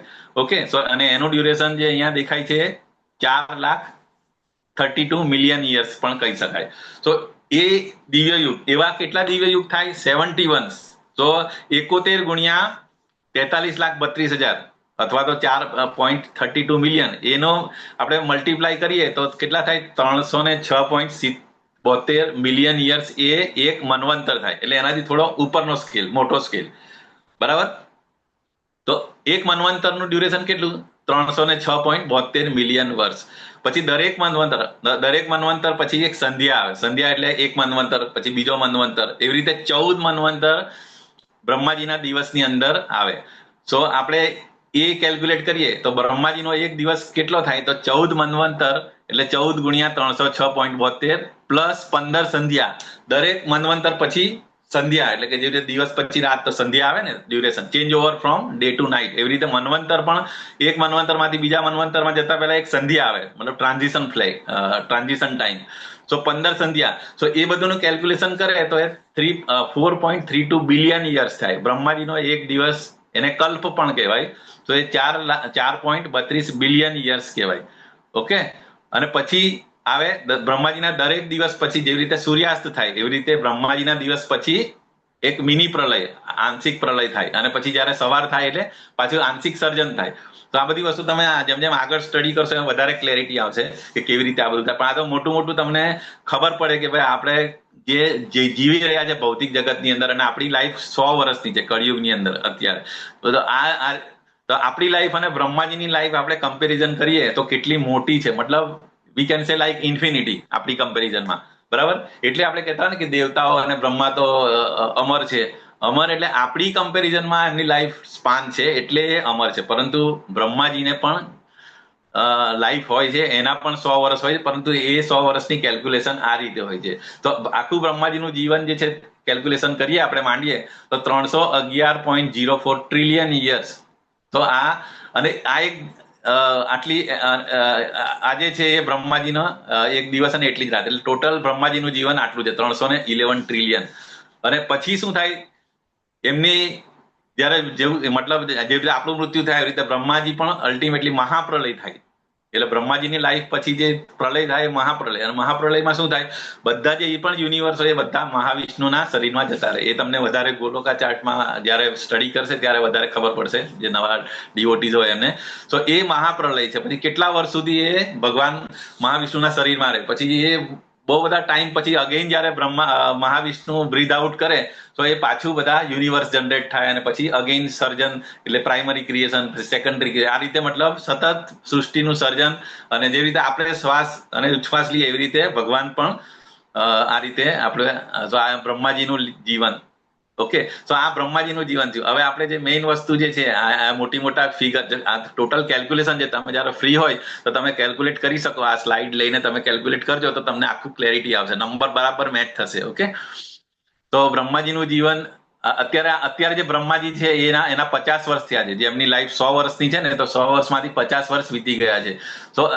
તો અત્યારે જે બ્રહ્મા છે એની ઉંમર 155.52 ટ્રિલિયન યર્સ, જે 311/2. ઓકે, પછી અત્યારે જે મન્વંતર ચાલી રહ્યો છે, જે આપણે જે કીધું ને કે બ્રહ્માજીના એક દિવસમાં 14 મન્વંતર હોય, તો 14 મન્વંતરમાંથી 6 મન્વંતર પૂરા થઈ ગયા છે. સો એને આપણે કેલ્ક્યુલેટ કરીએ તો 1851 મિલિયન યર્સ. ઓકે, અને આ જે 7મો મન્વંતર જે ચાલી રહ્યો છે એની અંદર 4 યુગ, એટલે કે 4 યુગના 27 ચક્ર, જે 71 ચક્ર હોય છે ને ટોટલ એક મન્વંતરની અંદર 70, તો 71 માંથી 27 ચક્ર પૂરા થયા છે. સો એ આટલા 116 મિલિયન વર્ષ થયા છે. ઓકે, અને આ જે છે અત્યારે જે કળિયુગ ચાલી રહ્યો છે, બરાબર, તો સત્ય, ત્રેતા અને દ્વાપર પતી ગયો છે. તો એ કેટલા વર્ષ થયા એ લોકોના? તો 9 × 4 43,20,000, 43,20,000. તો એ જે 3.88 મિલિયન. અને અત્યારે જે કળિયુગનો સમય આટલો અત્યારે વીતી ગયો છે 5117. તો આપણને એમ લાગે કે ભગવાને તો ભગવદ ગીતા આટલા 5000 વર્ષ પહેલા કીધી, પરંતુ આ તો આ બ્રહ્માજીનું કેલ્ક્યુલેશન છે. તો આપણે વર્ષમાં કેલ્ક્યુલેટ કરીએ તો આ રીતે. તો પછી જે પહેલા શ્લોકમાં કીધું હતું કે મેં વિવસ્વાનને કીધું હતું સૌથી પહેલા, તો એ રીતે આપણે જોઈએ આગળ તો બ્રહ્માજીનું જીવન અત્યારે આટલું થયું છે, બરાબર, 155 ટ્રિલિયન. આ સ્લાઇડ તમે જોજો જયારે આરામથી ફ્રી હોય ને, તમે કેલ્ક્યુલેટ કરજો. તો જે મનુ જે છે, અત્યારના જે મનુ જે છે એની લાઈફ અહીંયા ગાડી આટલી કીધી છે, બરાબર. અને આ ટોટલ કળિયુગનો આટલો સમય. તો આના ઉપરથી સાબિત શું થાય કે મનુના જન્મ પહેલા ગીતા ભગવાન દ્વારા તેમના શિષ્ય સૂર્યદેવ વિવસ્વાનને બોલવામાં આવી હતી. તો આ પહેલા શ્લોકના રેફરન્સમાં આખું કેલ્ક્યુલેશન છે. અને એ પ્રમાણે કેટલા વર્ષ પહેલા, એટલે મનુનું જીવન કેટલા વર્ષ થયા, તો અહીંયા આમાં કેલ્ક્યુલેટ કરે તો આટલું થાય છે. Okay, 120 million. તો આ આપણે એક ઓવરવ્યુ તરીકે જોઈએ તો બ્રહ્માજીની 1 સેકન્ડ કેટલી? 1 લાખ વર્ષ. આપણા 1 લાખ વર્ષ, એટલે આપણે તમે વિચાર કરો આપણા કેટલા જન્મો થઈ જાય. ઓકે, અને બ્રહ્માજીની 1 મિનિટ એટલે આટલા 60 લાખ. એ પ્રમાણે આપણે કેલ્ક્યુલેટ કરીએ તો બ્રહ્માજીનો એક દિવસ જે છે આ આટલા વર્ષોનો હોય છે. ઓકે, તો પૃથ્વી ઉપર જે માતાજીએ જે રીતે કીધું કે 20 લાખ વર્ષ પહેલા પૃથ્વી પર ગીતા આવી હતી. અને આપણને જે ખબર છે એ આ જે કેલ્ક્યુલેશન છે આખું, બરાબર. આ જો ત્રેતાયુગ, દ્વાપર યુગ, એના આપણે કેલ્ક્યુલેટ કરીએ ડ્યુરેશન, અને કળિયુગનો ડ્યુરેશન કરીએ તો કળિયુગનો ડ્યુરેશન તો આપણને ખબર છે કે 5000 વર્ષ પહેલા કીધું, પણ એના આગળ જે કીધું હતું એ 21 લાખ, એટલે અરાઉન્ડ 20 લાખ પહેલા ભગવદ ગીતા પૃથ્વી ઉપર આવી હતી. ઓકે, તો આ ટાઈમ સ્કેલમાં કઈ બી કન્ફ્યુઝન હોય તમે આરામથી વર્કઆઉટ કરજો, કેલ્ક્યુલેશન કરજો, અને પછી એવું હોય તો તમે પૂછી શકશો પછી. ઓકે, આગળ આપણે જઈએ તો શ્રી ભગવાન બોલ્યા, તારા અને મારા અનેક જન્મો થઈ ચુક્યા છે. હું તે બધાને યાદ રાખી શકું છું, પરંતુ હે પરંતપ, તું તેને યાદ રાખી શકતો નથી. તો આ અગેન વેરી ઇમ્પોર્ટન્ટ. આ ટાઈપનો શ્લોક એક બીજા અધ્યાયમાં પણ આવી ગયો હતો, બરાબર. કે આપણા અત્યારે જે તું બધા રાજાઓને જોઈ છે એ પહેલા પણ હતા, બરાબર, અને હું પણ હતો અને તું પણ હતો, પરંતુ મને બધું ખબર છે, તને નથી ખબર. સેમ એવું વસ્તુ અહીંયા ગાડી પણ કીધું છે, બરાબર, કે ભગવાનને બધું ખબર છે, પાસ્ટ, પ્રેઝન્ટ અને ફ્યુચર ઓલ્સો, જ્યારે આપણને આપણો પ્રીવિયસ જન્મ પણ યાદ રહેતો નથી. Okay, so this is very important કે બહુની મે વ્યતીતાની જન્માદિની તવ ચાર્જુન. એટલે ભગવાને એ જ કીધું છે કે હું બધું યાદ રાખી શકું છું, હું બધા, અને નોટ ઓનલી એમનું, બીજા બધાનું પણ યાદ રાખે ભગવાન. સો ભગવાન ઇઝ સો પાવરફુલ.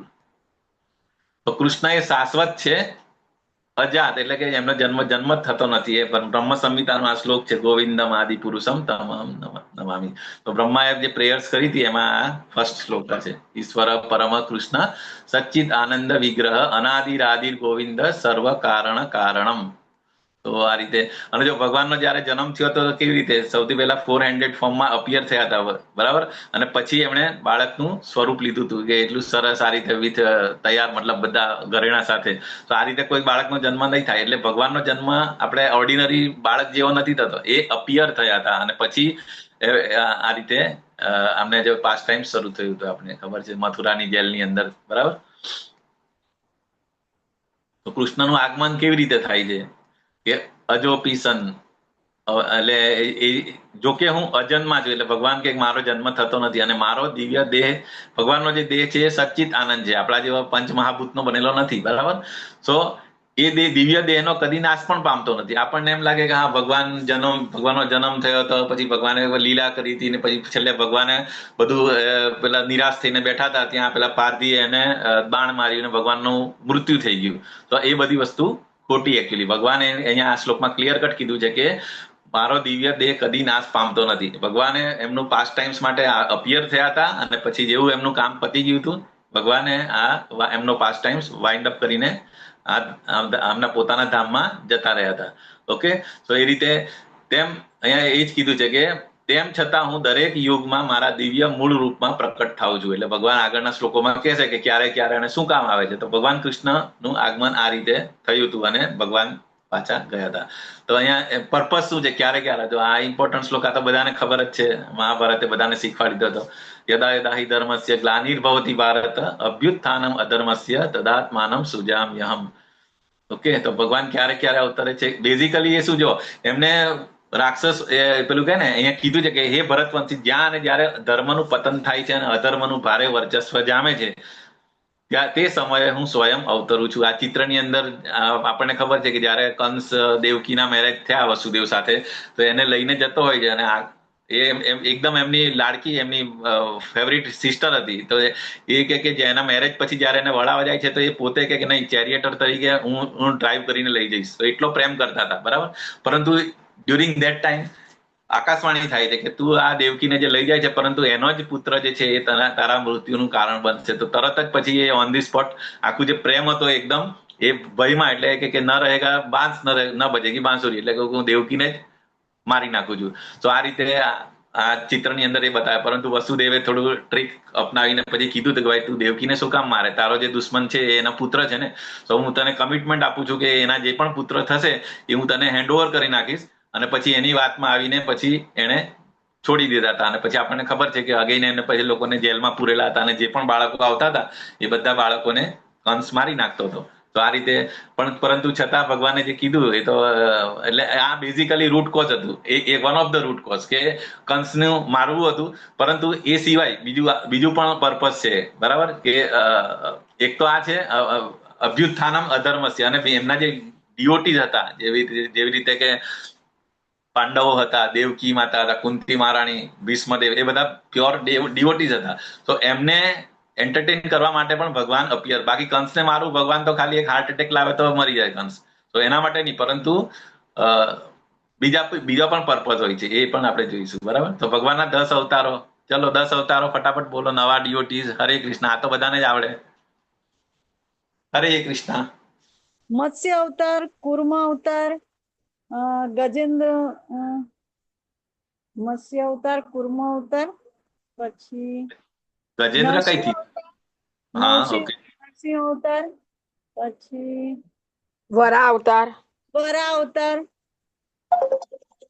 ઓકે, પછી કૃષ્ણ અવતાર, રામ અવતાર, વામન અવતાર, વામન, ઓકે, ઓકે. સો વામન અવતાર, રામ, પરશુરામ, રામ અને છે બૌદ્ધ, બુદ્ધ કૃષ્ણ, અને કૃષ્ણ, અને હવે આવશે એ કલ્કી.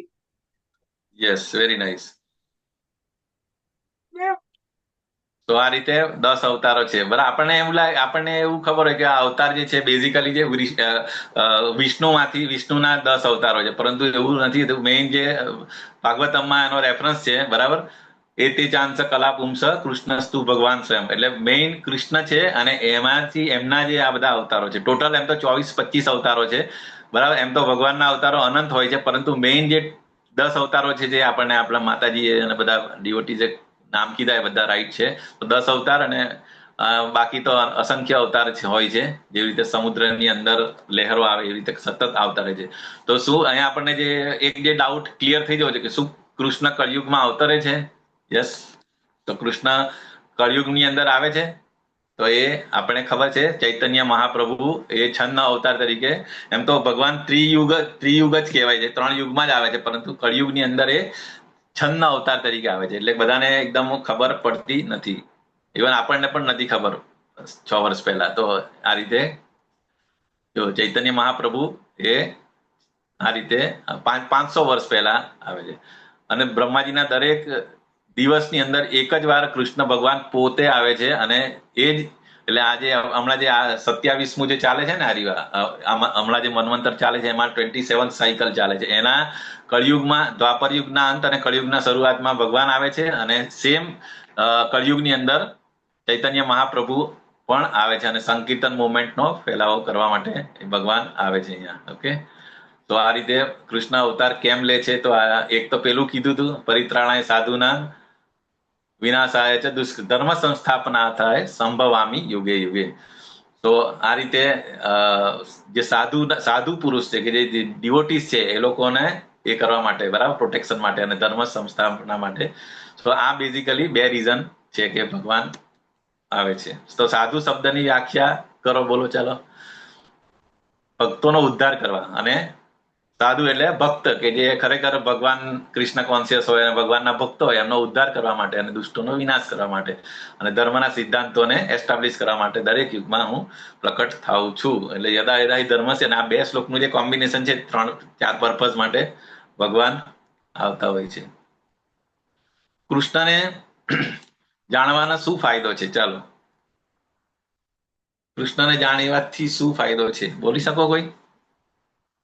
આપણે બધું જે ડિસ્કસ કર્યું એ જ છે, બરાબર, કે ભગવાન એ સોર્સ છે, અલ્ટિમેટ સોર્સ છે.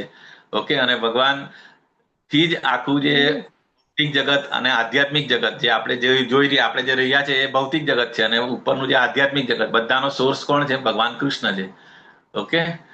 અને આપણે આગળના અધ્યાયમાં આવશે ભગવાનના જન્મ કર્મ ચ મે દિવ્યમ એ, બરાબર. તો એટલા માટે આપણે જાણવું, આ શ્લોકની અંદર છે કે જન્મ કર્મ ચ મે દિવ્યમ એવમ યો વેત્તિ તત્વતઃ ત્યક્ત્વા દેહમ પુનર્જન્મ નૈતિ મામેતિ સોર્જુન. તો આ રીતે ભગવાનના જન્મ જે આપણે જોયું કેવી રીતે અપિયર થાય છે, કેવી રીતે પછી એમના કર્મ, એમના જે કામ, આપણને ખબર છે ભગવાન એકદમ નાના હતા ત્યારે કેટલા બધા મોટા મોટા રાક્ષસોનો વધ કરેલો. એટલે ભગવાનના કામ, બરાબર, એ બધું આપણે જો સ્ટડી કરીશું અથવા તો આપણે રીડ કરીશું તો શું થશે? એનો મતલબ ત્યક્ત્વા દેહમ પુનર્જન્મ નૈતિ મામેતિ સો અર્જુન. સો આ બધી વસ્તુ જો કરીશું, આપણે ભગવાનનું નામ લઈશું, ભગવાનનું જન્મ અને એમનું પાસ્ટ ટાઈમ્સ એ બધું કરીશું, જાણવા કોશિશ કરીશું, તો આ જન્મ આપણે આ જયારે શરીર છોડીને જઈશું તો પાછા આ ભૌતિક જગતમાં બીજી વાર આપણે આવવું નહીં પડશે અને આધ્યાત્મિક જગતમાં આપણને ભગવાન પોતાના ધામમાં લઈ જાય. તો એટલા માટે આપણે ભગવાન કૃષ્ણને જાણવાથી આ ફાયદા છે. This is very very important. નહીં તો પછી શું થાય? આપણે જે ભગવાનને પ્રાયોરિટી ના આપીએ અને આપણે સેન્સ એન્જોયમેન્ટ કરતા રહીશું તો પછી આ જ ભૌતિક જગતની અંદર આપણે કાં તો હાયર પ્લાનેટમાં જઈશું કાં તો લોઅર પ્લાનેટમાં જઈશું, જે આપણે કર્મ વિકર્મ પ્રમાણે આપણા, બરાબર. તો એમાંથી આપણે મુક્તિ મેળવવી હોય તો આપણે ભગવાન કૃષ્ણને સમજવા જોઈએ. તો હે અર્જુન, જે મારા પ્રાકટ્ય તથા કર્મોની દિવ્ય પ્રકૃતિને જાણે છે તે આ શરીરને ત્યજ્યા પછી આ ભૌતિક જગતમાં ફરીથી જન્મ લેતો નથી, પરંતુ મારા સનાતન ધામને પામે છે. તો ધીસ ઇઝ વેરી. તો આપણા અને કૃષ્ણ વચ્ચે શું ફરક છે? હવે ચાલો બોલો, એન્ટ્રેસ કરો. આપણું શરીર, આપણું અને કૃષ્ણ જે આપણે અત્યાર સુધી ડિસ્કસ કર્યું એને તમે કહી શકો. યસ, કોઈ ટ્રાય કરો. આપણે મનુષ્ય અવતારમાં છે અને કૃષ્ણ ભગવાન એટલે સૂક્ષ્મ અવતારમાં છે. આપણે જે જન્મ લઈએ છીએ આ આપણા, યસ, શશી માતાજી બોલો તો. હરે કૃષ્ણ. હરે કૃષ્ણ. આપણે છીએ તેને આપણે ભૂલી જઈએ છીએ, બધું યાદ નથી રહેતું અને ભગવાનને બધું યાદ હોય છે. પછી ભગવાન છે તે શાશ્વત છે અને આપણે નાશવંત છે. પછી આપણે છે એ 3 ગુણોથી બંધાયેલા છીએ. સત્વ, રજો અને તમો. જ્યારે ભગવાન છે તે આ ગુણોથી પર છે, ત્રણેય ગુણોથી પર છે અને સચ્ચિદાનંદ છે. પછી આપણને શરીર છે, ભગવાન તો વિભુ છે. હરે કૃષ્ણ. હરી બોલ. વેરી નાઇસ માતાજી, થેન્ક યુ. બધું તમે કવર કરી દીધું, સરસ. તો આપણે અને કૃષ્ણ ભગવાન વચ્ચે આ જે માતાજીએ કીધું એ બધા એ છે, બરાબર.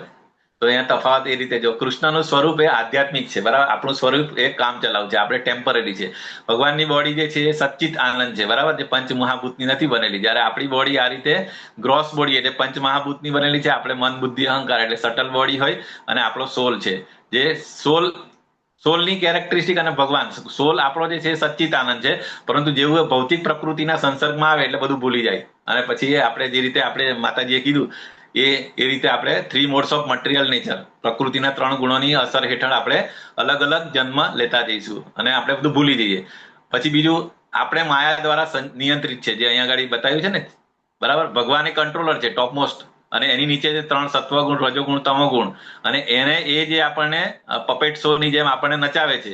સો આપણે કંટ્રોલ્ડ છે, અને ભગવાન એ કંટ્રોલર છે. ઠીક છે. સો આ કૃષ્ણ અને આપણી વચ્ચેનો તફાવત છે. હરીશ.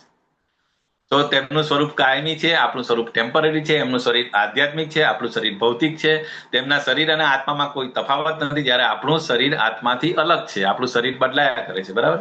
અને કૃષ્ણ માયાના નિયંત્રક છે, કે ઇઝ અ સુપ્રીમ કંટ્રોલર, અને આપણે જે છે માયા દ્વારા નિયંત્રિત છે. આપણે બધા કંટ્રોલ્ડ છે through Maya. Okay, so this is the basic difference. Yes. આસક્તિ, ભય તથા ક્રોધથી મુક્ત થઈ મારામાં સંપૂર્ણ રીતે લીન થઈને મારું શરણ લઈને અનેક મનુષ્ય ભૂતકાળમાં મારા વિશેના જ્ઞાનથી પવિત્ર થયા છે, અને એ રીતે આ બધા મારા દિવ્ય પ્રેમને પામ્યા છે. તો આ જ્ઞાન જે છે દિવ્ય જ્ઞાન છે બેઝિકલી, બરાબર. સો અહીંયા ભગવાન પોતે કહે છે કે આ જ્ઞાનથી ભૂતકાળની અંદર અનેક મનુષ્ય જે છે એ મારું શરણ, મને સરેન્ડર કરીને આ ભૌતિક જગતમાંથી પરમેનન્ટ મારા ધામમાં આવ્યા છે. સો આ ભગવાન પોતે કહે છે. નોટ જો, એટલે ભગવાનને જાણવાથી આ ફાયદો છે. અને જો આપણે આ શાશ્વત આનંદ ભગવાનના ધામમાં જવું હોય તો this is the only way. Okay, so આપણે ડરવાનું નથી. અને બેન શું, આપણી આસક્તિ જે છે, આપણી ઈચ્છાઓ છે ભૌતિક જગત પ્રત્યે અને ભૌતિક સો એ પછી આપણને ભય, સૌથી મોટો ભય શું, મૃત્યુનો ભય, બરાબર. તો એ ભય આપણે ખબર છે, આધ્યાત્મિક જગતમાં ગયા પછી ત્યાં આગળ જન્મ, મૃત્યુ, જરા વ્યાધિ નથી. ઓકે. અને બીજું, ક્રોધથી મુક્ત થઈ, એટલે જે ક્રોધ આપણો સૌથી મોટો દુશ્મન છે. આપણે જોયું ને આગળના અધ્યાયમાં, સેકન્ડ ચેપ્ટરમાં, ને એમાં કામ એસ, ક્રોધ એસ, રજોગુણ સમુદ્ભવમ. તો આપણો સૌથી મોટો દુશ્મન જે છે કામ અને ક્રોધ છે. તો એનાથી મુક્ત થઈ. તો આ 3 વસ્તુથી આપણે જે કરીશું, અને ભગવાનના માં સતત આપણે લીન રહીશું, અને ભગવાનનું કીધું એ પ્રમાણે આપણે જીવન જીવીશું. તો અહીંયા આગળ કીધું છે એ પ્રમાણે આપણને પાસ્ટની અંદર હિસ્ટ્રી છે કે લોકો મારા ધામમાં આવ્યા છે, પવિત્ર થયા છે, અને એટલે આપણે એટલા માટે જ ભગવદ્ ગીતાનું જ્ઞાન કેટલું પવિત્ર છે, અને શું કામ આપણે લેવું જોઈએ, અને એનાથી શું થઈ શકે. So this is very important. Okay. તો કૃષ્ણ કેવી રીતે વળતર આપે છે, કેવી રીતે રેસિપ્રોકેટ કરે છે, બરાબર. આપણે તો આગળના શ્લોકમાં જોઈએ. તો ये यथा माम प्रपद्यन्ते तांस तथैव भजाम्यहम मम वर्तमानो वर्तन्ते मनुष्याः पार्थ सर्वशः. અહીંયા વેરી ઇમ્પોર્ટન્ટ, મમ વર્તમાનું વર્તન્તે. આપણે આ સેકન્ડ અધ્યાય એમાં પણ જોયું, થર્ડ અધ્યાયમાં પણ જોયું કે જેવી રીતે એક લીડર ને એને ફોલોવર્સ હોય છે ને, એને ફૂટસ્ટેપ પર ચાલતા હોય છે, એવી રીતે ભગવાને જે રીતે જીવન જીવ્યું, ભગવાનનો જન્મ થયો, ભગવાને જે પ્રિન્સિપલ્સ એસ્ટાબ્લિશ કર્યા, એ પ્રમાણે જો આપણે ચાલીશું તો પછી એને જ આપણે મનુષ્ય કહી શકીએ, બરાબર. તો એ ભગવાન પાર્થને કહી છે કે જેવો કેવી રીતે મને શરણાગત થાય છે. અને અહીંયા ઇમ્પોર્ટન્ટ વસ્તુ એ છે કે જે જેટલા પ્રમાણની અંદર શરણાગત થાય છે, અને જે એ જ પ્રમાણે ભગવાન એને ફળ આપે છે, બરાબર. તો હે પાર્થ, સર્વ મનુષ્યો મારા માર્ગનું જ સર્વથા અનુસરણ કરે છે. તો ભગવાનને અનુસરણ કરવાનું છે, અનુકરણ કરવાનું નથી. વેરી વેરી ઇમ્પોર્ટન્ટ, અનુસરણ અને અનુકરણ. ચલો, કોઈ બોલી શકે અનુસરણ અને અનુકરણમાં શું ફરક છે? હરે કૃષ્ણ. અનુસરણ એટલે આપણે એમના શરણે જવું, અને અનુકરણ એટલે એમની કોપી કરવી. આપણે કોપી નથી કરવાની, પણ એમના શરણે જવાનું છે. યસ, એટલે એમણે જે કીધું એ પ્રમાણે આપણે કરવાનું છે. એટલે એમણે ધારો કે 6 વર્ષની ઉંમરમાં ગોવર્ધન પર્વત ઉપાડેલો, એ આપણે ઉપાડી નહીં શકીએ, એટલે એને આપણે કોપી નથી કરવાની, પરંતુ એમણે જે રસ્તો કીધો છે એને આપણે એના રસ્તે ચાલવાનું છે, બરાબર. તો અહીંયા અનુસર કરવાનું. યસ, શશી માતાજી. હરે કૃષ્ણ. એક વાક્યમાં કહું તો અનુસરણ અને અનુકરણ. તો ભગવાન કહે તેમ કરવાનું છે, કરે તેમ નથી કરવાનું. Very nice. હરી સરસ સરસ માતાજી, વેરી નાઇસ. તો ક્લિયર. તો આપણે આ રીતે ભગવાનના લોટસ ફીટ ને સરેન્ડર થવાનું અને એમના પગલે પગલે ચાલવાનું છે. ઓકે. તો આ બધા અલગ અલગ ભાવની અંદર આપણે ભગવાનની સેવા કરી શકીએ. બરાબર. શાંત રસ એટલે આ જો નાનકડું વાછળ ઢૂકેલું સરસ ભગવાનના ચરણ કમળમાં, એને મતલબ ભગવાનને આનંદ આપવા. એવી રીતે દાસ્ય ભાવ, બરાબર, સખ્ય ભાવ, અલગ અલગ ભાવની અંદર તમે ભગવાનની સેવા કરીને તમે જે ભાવમાં તમે સેવા કરશો ભગવાનની, એ રીતે તમને ભગવાન રેસિપ્રોકેટ કરશે. બરાબર. શાંત ભાવ, દાસ્ય ભાવ, આપણે બધા ખબર છે અલગ અલગ ભાવની અંદર આપણે ભગવાનની માધુર્ય ભાવ, ભગવાનને બાળક સમજવાનું અને એમની સેવા કરવાની, ભગવાનના દાસ તરીકે એમની સેવા કરવાની, માધુર્ય ભાવમાં સેવા કરી શકે. સો અલગ અલગ ભાવની અંદર તમે ભગવાનની સેવા કરી શકો. ઓકે. જો આ ગોપ બાળકો, પછી બલરામજી ભગવાનને પગ દબાવી આપે. તો આ અલગ અલગ બધા ભાવમાં તમે ભગવાન, જે ભાવમાં તમે ભગવાનની સેવા કરશો એ ભાવમાં ભગવાન તમને એ પ્રમાણે ફળ આપશે.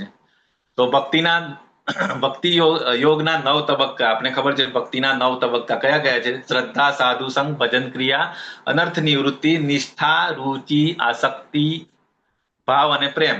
સો આ સ્ટેજીસ છે. અહીંયા આગળ ભક્તિ રસામૃત સિંધુની અંદર બહુ સરસ શ્લોક છે. આદૌ શ્રદ્ધા તથા સાધુ સંગ. એટલે સૌથી પહેલા જો તમારે ભક્તિની અંદર પ્રોગ્રેસ કરવું હોય તો સૌથી પહેલી વસ્તુ શું જોઈએ? શ્રદ્ધા. Very very important. અને શ્રદ્ધા એટલે એવું નહીં કે અંધશ્રદ્ધા ના હોવી જોઈએ. શ્રદ્ધા એટલે આપણે ભગવાને બુદ્ધિ આપી છે, જે આપણે અત્યારે જે ગાઈડલાઈન જોઈ, બરાબર, કોને શેલ્ટર લેવાનું, કોને ગુરુ કરવાના, કોના અંદરમાં જવાનું.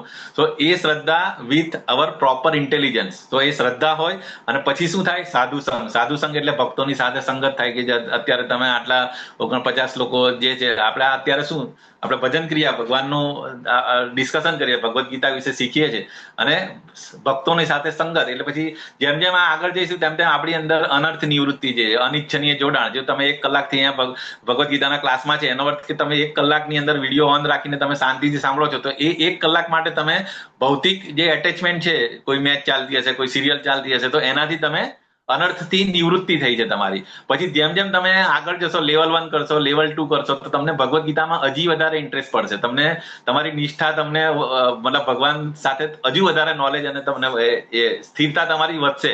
તમે લેવલ 1 કરશો, પછી લેવલ 2 કરશો, લેવલ 3 કરશો, તો એમ તમે સ્થિરતા આવશે. અને પછી રુચિ એટલે ટેસ્ટ બી આવશે. પછી તમે ભગવાનનું નામ લેવાનું ચાલુ કરશો, ભગવાનના મંદિરે જશો, ભગવાનના ભક્તો જોડે એસોસિએશન કરશો, પ્રસાદ લેશો. ધીરે ધીરે જે શાસ્ત્રોમાં કીધું છે એ પ્રમાણે તમે કરતા જશો, તો તમારી આસક્તિ એટલે ભગવાન જોડે જોડાણ, એક કનેક્શન એસ્ટાબ્લિશ થશે. જેમ કે ને ભક્ત, આગળ ભગવાને કીધું ને કે તમે મારો ભક્ત થાય, તો ભક્ત એટલે બધું વસ્તુમાં ભગવાન સેન્ટરમાં આવશે. પછી ભાવ, જેમ જેમ તમે આગળ જશો તો બને કે આ જન્મની અંદર શક્ય નથી, પણ પ્રયત્ન એટલીસ્ટ કરીએ તો ભગવાને કીધું છે કે આ જન્મની અંદર તમે જેટલું થોડો પણ પ્રયત્ન કરશો મારી ભક્તિ કરવાનો, તો એ વસ્તુ હું તમારા નેક્સ્ટ જન્મમાં પણ હું કેરી ફોરવર્ડ કરીશ. તો એ તમારે ચિંતા કરવાની જરૂર નથી. તો મે બી બહુનામ જન્મ નામ અંતે, આપણે બહુ બધા જન્મ પછી જો આપણે ભક્તિમાં એસ્ટાબ્લિશ રહીશું તો ભગવાન આપણને ડેફિનેટલી પ્રેમ સુધી લઈ જઈ શકે. અને ભગવાનનો અલ્ટિમેટ, ભગવાન આપણા બધાના પિતા છે, અને કોઈ પણ પિતા એવું ના ઈચ્છે કે એનો છોકરો એનું ઘર છોડીને બીજી જગ્યાએ સ્ટ્રગલ કરતો હોય. તો ભગવાનનો ઇન્ટેન્શન ક્લિયર છે કે તમે ભાઈ આ બધું ભૌતિક જગત છોડીને તમે મારા એટર્નલ ધામની અંદર તમે આવી જાઓ. અને એના માટે જ આ બધા પ્રયત્ન, આ બધા જે અવતારો, ભગવાન વારે વારે અલગ અલગ અવતારમાં આવે છે, પછી એમના પાર્ષદોને મોકલે છે. બરાબર. આપણને અત્યારે છેલ્લા પ્રભુપાદના ફોર્મમાં આપણને Bhagavad Gita as it is મળી. બરાબર. તો આપણને ખબર પડી કે આ બધી વસ્તુ કરવાથી આપણે કેવી રીતે ભગવાનના ધામમાં જઈ શકીએ. ઓકે. તો આ રીતે ભક્તિ યોગના 9 તબક્કાઓ છે, અને આપણે શ્રદ્ધાથી ચાલુ કરીને આપણો અલ્ટિમેટ જો એમ છે ભગવાન કૃષ્ણનો શુદ્ધ પ્રેમ અચીવ કરવાનો. ઓકે. સો આ જે 9 સ્ટેજ છે, આપણને ખબર છે પ્રહલાદ મહારાજે 7મા સ્કંદની અંદર 23-24 કીધું છે. શ્રવણમ, સૌથી પહેલું જે કેવી રીતે પહેલું જે સ્ટેજ છે શ્રવણમ. બરાબર. શ્રવણમ, કીર્તનમ, સ્મરણમ. તો આપણે જે સાંભળીશું, બરાબર, એ આપણે બોલીશું. ઓકે. અને પછી જે સાંભળીશું અને બોલીશું એ જ આપણી યાદ શક્તિ, આપણને યાદ રહેશે. સો આ 3 વસ્તુ ખરેખર સૌથી પહેલું સ્ટેજ જે છે, પહેલું પગથિયું એ શ્રવણમ છે. તો આ શ્રવણમ ઇઝ વેરી વેરી ઇમ્પોર્ટન્ટ. એટલા માટે આપણે શું સાંભળવું, બરાબર, કોના પાસેથી સાંભળવું, ભગવદ્ ગીતા, ભાગવતમ સાંભળીએ છીએ કે પિક્ચરના ગીતો સાંભળીએ છીએ, દેટ ઇઝ વેરી ઇમ્પોર્ટન્ટ. અને જે આપણે સાંભળીશું એ જ એ પ્રમાણે આપણું ડેસ્ટિનેશન ડિસાઇડ થશે. અને એ પ્રમાણે પછી કીર્તન એટલે આપણે ચેન્ટિંગ, ભગવાનના નામ લઈશું, ભગવાનની ક્વોલિટી, પાસ્ટ ટાઈમ્સ અને transcendental pastimes of the Lord, એ વિશે આપણે કીર્તન બોલીશું, કોકને કહીશું. ઓકે, જેવી રીતે અહીંયા જે પરીક્ષિત મહારાજ છે એ શ્રવણ કરે છે, બરાબર, એમને ખબર છે કે 7 દિવસમાં તમારું મૃત્યુ થવાનું છે, તો એ શું સુખદેવ ગોસ્વામી એ બધા પાસે જાય છે કે ભાઈ ભગવદ ગીતામાં પણ કહે છે કે ભાઈ જે વ્યક્તિ મરવાનો છે એની ડ્યુટી શું. તો આપણને ખબર છે આપણે બધાએ જ આપણે જન્મ થયો છે તો મરવાનું પાકું છે, પરંતુ વી ડોન્ટ નો ક્યારે આપણું મૃત્યુ આવશે, કયા ફોર્મમાં આવશે. So we have to be always ready for the exam. તો એના માટે આપણે સતત, પરીક્ષિત મહારાજને તો નોટિસ મળેલી હતી કે 7 દિવસ પછી તમને તક્ષક નાગ કરડીને તમારું મૃત્યુ થશે. તો એના માટે પછી શું કર્યું, 7 દિવસ સતત ખાધા પીધા વગર ભાગવતમનું શ્રવણ કરેલું એમણે. તો પહેલું સ્ટેજ આપણે બી શ્રવણ જ કરવાનું છે. પછી કીર્તન એટલે કે પરીક્ષિત મહારાજને કોની પાસે, સુખદેવ ગોસ્વામી જે કહેતા હતા કીર્તન, એ ભાગવતમ કહેતા હતા પરીક્ષિત મહારાજને. ઓકે, સો શ્રવણ અને કીર્તન એકબીજા સાથે કોરિલેટ છે. પછી જે વસ્તુ આપણે શ્રવણ અને કીર્તન કરીશું એ આપણા મેમરીમાં પરમાનન્ટ જતું રહેશે. એટલે એ પ્રમાણે પછી સતત આપણે ભગવાનને યાદ કરીશું, ભગવાનનું નામ લઈશું, બરાબર. બેક ની અંદર આપણે ભલે આપણું ભૌતિક કામ કરતા રહીશું, પરંતુ જે માતાજી છે જે ખાવાનું બનાવશે, પરંતુ એ સતત ભગવાનનું નામ મંત્ર બોલતા હશે, તો એ સ્મરણમ. પછી પાદ સેવનમ એટલે ભગવાનની સેવા કરવાની, જે આપણે આપણા અર્ચ વિગ્રહની સવારે સેવા કરીએ, ભગવાનની પૂજા કરીએ, પાદ સેવનમ. પછી અર્ચનમ એટલે જ વર્શિપ ઓફ લોર્ડ. પાદ સેવનમ એટલે સર્વિંગ ધ લોટસ ફીટ, જે લક્ષ્મી માતાજી એમના પગ દબાવે છે, અર્ચનમમાં આપણી આ વર્શિપ આવે. અને પછી વંદનમ એટલે ઓફરિંગ પ્રેયર્સ, જે આપણે ભગવાનને વંદના કરીએ, બરાબર, કે આપણે જે પણ પ્રેયર્સ કરીએ બેઝિકલી, તો એના જે પ્રહલાદ મહારાજ પ્રેયર્સ કરે. પછી દાસ્યમ એટલે કે ભગવાનના સર્વન્ટ બનવાનું, જે રીતે હનુમાનજીએ ભગવાનની સેવા કરી હતી દાસ્ય ભાવમાં. પછી બરાબર, પછી સાખ્ય ભાવની અંદર અર્જુનજીએ ભગવાનની સેવા કરી હતી, ભગવાનના મિત્ર બનીને જે ભગવાને કીધું એ પ્રમાણે ભગવાનનું બધી ઇન્સ્ટ્રક્શનને એમણે ઇમ્પ્લિમેન્ટ કરી હતી. અને લાસ્ટમાં જે છે આત્મનિવેદનમ, so complete surrender to Lord Krishna. So આ લાસ્ટ સ્ટેજ છે કે જેમ જેમ તમે આ કરશો તો મતલબ આ લાસ્ટ સ્ટેજ નહીં કહેવાય, આ અલગ અલગ રસ્તાઓ છે ભગવાનની ભક્તિ કરવાના. ઓકે, તો આ પ્રહલાદ મહારાજે ભાગવતમની અંદર આ નવઢા ભક્તિ જે કહે ને એ. તો આ જગતમાં મનુષ્ય સકામ કર્મોમાં સિદ્ધિ ઈચ્છે છે અને તેથી તેઓ દેવોને પૂજે છે. નિસંદેહ આ જગતમાં મનુષ્યોને સકામ કર્મના ફળ જલ્દી મળે છે. હવે આપણને વેરી ઇઝી કે આપણે દેવી દેવતાઓની પૂજા શું કામ કરીએ, કે આપણે કોઈ બી દેવી દેવતા શું કામ, કે એટલા માટે કે તરત આપણી માનતા પૂરી કરતા, આપણે જે જોઈએ તરત ભગવાન દેવતાઓ આપી દેતા હોય છે. એટલા માટે દેવી દેવતાઓની આપણે પૂજા કરતા હોઈએ છીએ. પરંતુ દેવી દેવતાઓ પણ આ ભૌતિક જગતના જ છે. એમનું પણ મતલબ જે રીતે આપણે જોયું કે બ્રહ્માજીનું પણ મૃત્યુ થાય છે, તો આ દેવી દેવતા જે સ્વર્ગ લોકમાં હોય એ લોકોની પણ પોઝિશન છે, એ લોકોનું પણ કામ. જયારે આ આખું બધું વાઇન્ડ અપ થાય, એનિલેશન થાય એનું, તો તે વખતે પણ આ બધાની પોઝિશન જતી રહે. ઇન્દ્ર એ પોઝિશન છે, ઇન્દ્રની પોઝિશન બદલાતી જાય, જેવી રીતે બ્રહ્માજી બદલાતા હોય એવી રીતે ઇન્દ્ર બી બદલાય. પરંતુ આપણે અહીંયા આગળ એન્જોયમેન્ટ માટે જે આપણે શોર્ટકટ્સ અપનાવવા માટે આપણે સકામ કર્મ, અહીંયા કીધું ને સકામ કર્મો, અને આપણે સકામ કર્મોથી ઉપર જઈને અકર્મ કરવાનું છે, બરાબર. આપણે આ રૂટ અહીંયા ભૌતિક જગતમાં જ રહેવું નથી. ભૌતિક જગતમાં રહીએ તો આપણે આ બધું જોઈશે ને, પરંતુ આધ્યાત્મિક જગતમાં તો એકદમ ખુશી જ ખુશી છે. ખાલી ત્યાં ભગવાનની સેવા કરો, બાકી એટલે બીજી કોઈ ચિંતા નથી હોતી. તો દેવી દેવતાઓની પછી આગળ જતા ભગવાને કીધું છે કે આ ચાતુર્વર્ણ મયા સૃષ્ટમ ગુણ કર્મ વિભાગસઃ, કે ચાતુર્વર્ણ જે છે, બરાબર, 4 વર્ણ અને 4 આશ્રમ જે છે, બ્રહ્મચર્ય આશ્રમ, બરાબર, વાનપ્રસ્થ, ગૃહસ્થ આશ્રમ, વાનપ્રસ્થ અને સંન્યાસ, અને બ્રાહ્મણ, ક્ષત્રિય, વૈશ્ય અને શૂદ્ર, એ ચારેય જે છે 4 વર્ણ બેઝિકલી જે છે એ ભગવાન પોતે રચના કરી છે, એવું ભગવાને કીધું છે આ શ્લોકની અંદર. તો આ ચારે ચાર, અને બીજું આપણે એ પણ કહી શકીએ કે આ ચારેય જે છે એ આપણા શરીરના ભાગ છે. જે રીતે આપણી શરીરમાં જે માથું હોય, બરાબર, માથું એટલે એને બ્રાહ્મણ જોડે આપણે કોરિલેટ કરી શકીએ. આપણા હાથ જે છે એ ક્ષત્રિય તરીકે, કે હાથ ઓલવેઝ પ્રોટેક્શન, જયારે પણ આપણે પડી જઈએ તો તરત હાથથી આપણે આપણા શરીરને પ્રોટેક્ટ કરવાનો કોશિશ કરીએ, બરાબર. પછી બેલી એટલે કે વૈશ્ય, તો એનાથી શું આખા શરીરને પોષણ મળે. અને શુદ્ર એટલે કે જે પગ આપણને લઈ જાય આખી શરીરને. તો આ રીતે આખા સમાજની જે વર્ણ વ્યવસ્થા પણ છે એ પણ અલ્ટિમેટ એમ શું છે, બધા ભગવાનની સેવા કરે. જો એ લોકો પ્રોપર કોઓર્ડિનેશન થી રહે તો ભગવાનને પ્લીઝ કરી શકે. સો અલ્ટિમેટલી આ ચારેય વર્ણ જે વ્યવસ્થા જે છે એ લોકોને એમનો પર્પઝ શું છે? ભગવાનની સેવા કરવાનો, એકબીજાને એક્સપ્લોઇટ કરવાનો નથી કે કોઈ બ્રાહ્મણ હોય એટલે ઉચ્ચ વ્યક્તિ છે અને શુદ્ર એટલે નીચલા કક્ષાનો છે, એવું નથી હોતું. ભગવાનનો આ બધા ભગવાનના જે દેહ જ છે, અને ભગવાનનો દેહ એટલે સચ્ચિત આનંદ છે, બરાબર. અને એ કોઈ પણ એટલે એમાં એવું નથી કે માથું ઇમ્પોર્ટન્ટ છે ને પગ ઇમ્પોર્ટન્ટ નથી અથવા તો પેટ ઇમ્પોર્ટન્ટ નથી. એવરીથિંગ ઇઝ ઇમ્પોર્ટન્ટ, અને બધું ભગવાનના એટલે ભગવાને જ આ રીતે ક્રિએટ કર્યું છે. તો સમાજના ચારે વર્ણોની રચના ભગવાને કરી હતી. ઠીક છે. તો કૃષ્ણે જાતિ વ્યવસ્થા કેમ બનાવી? તો કે ભગવાનની સેવા, અને બધાને અલગ અલગ પ્રમાણે કર્મો પ્રમાણે એને અલગ અલગ જીવન આપે, અને બટ અલ્ટિમેટ એમ શું? ભગવાનની સેવા કરવાનો. હાથની પણ સેવા એટલે હાથનું પણ નાની આંગળી હોય તેની પણ સેવા એ શું હોય કે શરીરની સેવા જ કરવાની હોય. એવી રીતે ભગવાનને સેન્ટરમાં રાખીને ભગવાનની સેવા કરવાની હોય છે. તો શું ભગવાન કૃષ્ણ પણ વર્ણ વ્યવસ્થામાં આવે છે? તો બોલો. અહીંયા આગળ એવું છે કે ભગવાને પોતે રચના કરી છે, પરંતુ ભગવાને તો કેવું અપિયર થયા હતા. નો ડાઉટ એ ભગવાન જે હતા એ વૈશ્ય એટલે શું કહેવાય, ક્ષત્રિય અને વૈશ્ય એ રીતે આપણે કહી શકીએ, બરાબર. એમનો રોલ ક્ષત્રિય તરીકે હતો, પરંતુ એમનો બેઝિક જે બિઝનેસ હતો નંદ મહારાજ અને એમનો એ જે કાઉ પ્રોટેક્શન હતું, બરાબર. એટલે એ પ્રમાણે આપણે એ શેમાં આવે? બ્રાહ્મણ, ક્ષત્રિય, વૈશ્ય અને શુદ્ર. તો વૈશ્યની અંદર આવે. સો આ રીતે એમ તો આપણે એમ પ્રોફેશન પ્રમાણે, બાકી ખરેખર ભગવાન આનાથી પર છે, બરાબર. મને કોઈ કર્મ પ્રભાવિત કરતું નથી અને મને કર્મના ફળની આકાંક્ષા પણ નથી. તેથી જે મનુષ્ય મારા વિશે આ સત્યને જાણે છે તે પણ કર્મના ફળ દ્વારા બદ્ધ થતો નથી. જે આ ઇમ્પોર્ટન્ટ જે કીધું ને કે આ બધું વસ્તુ હું અકર્મમાં આવે, અને અકર્મમાં આવે તો એ પછી કર્મના ફળ દ્વારા બદ્ધ થાય નહીં. જો આ બધા અહીંયા આગળ જે છે આ બરાબર, આ ભીષ્મ પિતામહ છે, પછી આ બધા ગોપ બાળકો છે, અને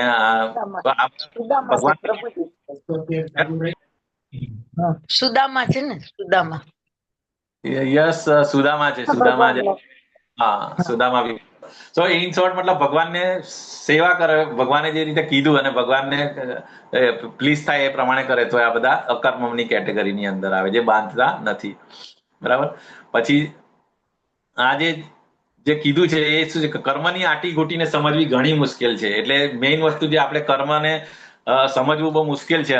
માટે મનુષ્ય કર્મ શું છે, વિકર્મ શું છે અને અકર્મ શું છે તે સારી રીતે જાણવું જોઈએ. આપણે કાલના એના એપિસોડમાં પણ આપણે એ જ જોયું હતું કે આપણે જે શાસ્ત્રોથી વિરુદ્ધ જે કામ કરીશું, વિકર્મ, બરાબર, તો એનાથી આપણું ડિગ્રેડેશન થશે. અત્યારે આપણને હ્યુમન લાઈફ મળી છે, પરંતુ જો આપણે મીટ ખાઈશું તો આપણે નેક્સ્ટ જન્મ આપણને વી હેવ ટુ રેડી કે ભાઈ આવતો જન્મ આપણને એ પશુ બનાવશે, અને જેનો આપણે વધ કરેલો એ આપણને મારીને ખાશે. શું સિમ્પલ વસ્તુ, કર્મ પેલું બૂમરેંગ જેવું અત્યારે તમે કરો છો એ તમારા પાસે આવશે. એવી રીતે ઓકે. જો તમે આ રીતે પહેલા ચિત્રની અંદર છે કે જો ઓછા વસ્ત્રો પહેરીને અંગ પ્રદર્શન જે કરતા હોય તો એને પછી ભગવાન વૃક્ષનું ઝાડ બનાવી દે આવતા જન્મમાં, કારણ ઝાડ કોઈ કપડાં પહેરતું નથી. તો whatever we are doing, આ જન્મમાં આપણે શું કરી રહ્યા છે? આઈધર મીટ ઇટિંગ કરી રહ્યા છે કે આ રીતે રેગ્યુલેટરી પ્રિન્સિપલ્સ ફોલો નથી કરતા, તો એ પ્રમાણે આપણને પછી નેક્સ્ટ જન્મ મળતા હોય છે. તો વિકર્મ સમજવું જોઈએ, અને આ શાસ્ત્ર એટલે ગુરુ સાધુ શાસ્ત્ર એ આપણને ગાઈડન્સ આપે એ પ્રમાણે આપણે કરવું જોઈએ, બરાબર. અકર્મ એટલે જો અહીંયા નારદ મુનિ સતત ભગવાનની સેવા કરતા, ભગવાનનું નામ એમને કોઈ પાસપોર્ટ વિઝાની જરૂર નથી, બધા ધામમાં જઈ શકે, બધી જગ્યાએ જઈ શકે. ઓકે. તો કર્મ, વિકર્મ અને અકર્મ વચ્ચે આપણે ઓલરેડી ડિસ્કસ કરી લીધું છે કાલે. હવે આગળ જતા આપણે સદગુરુને કેવી રીતે એની પ્રોસેસ શું છે એ કીધું છે કે તદ્વિધિ પ્રણિપાતેન પરિપ્રશ્નેન સેવયા ઉપદેક્ષ્યંતિ તે જ્ઞાનમ જ્ઞાનીન તત્વદર્શિનઃ.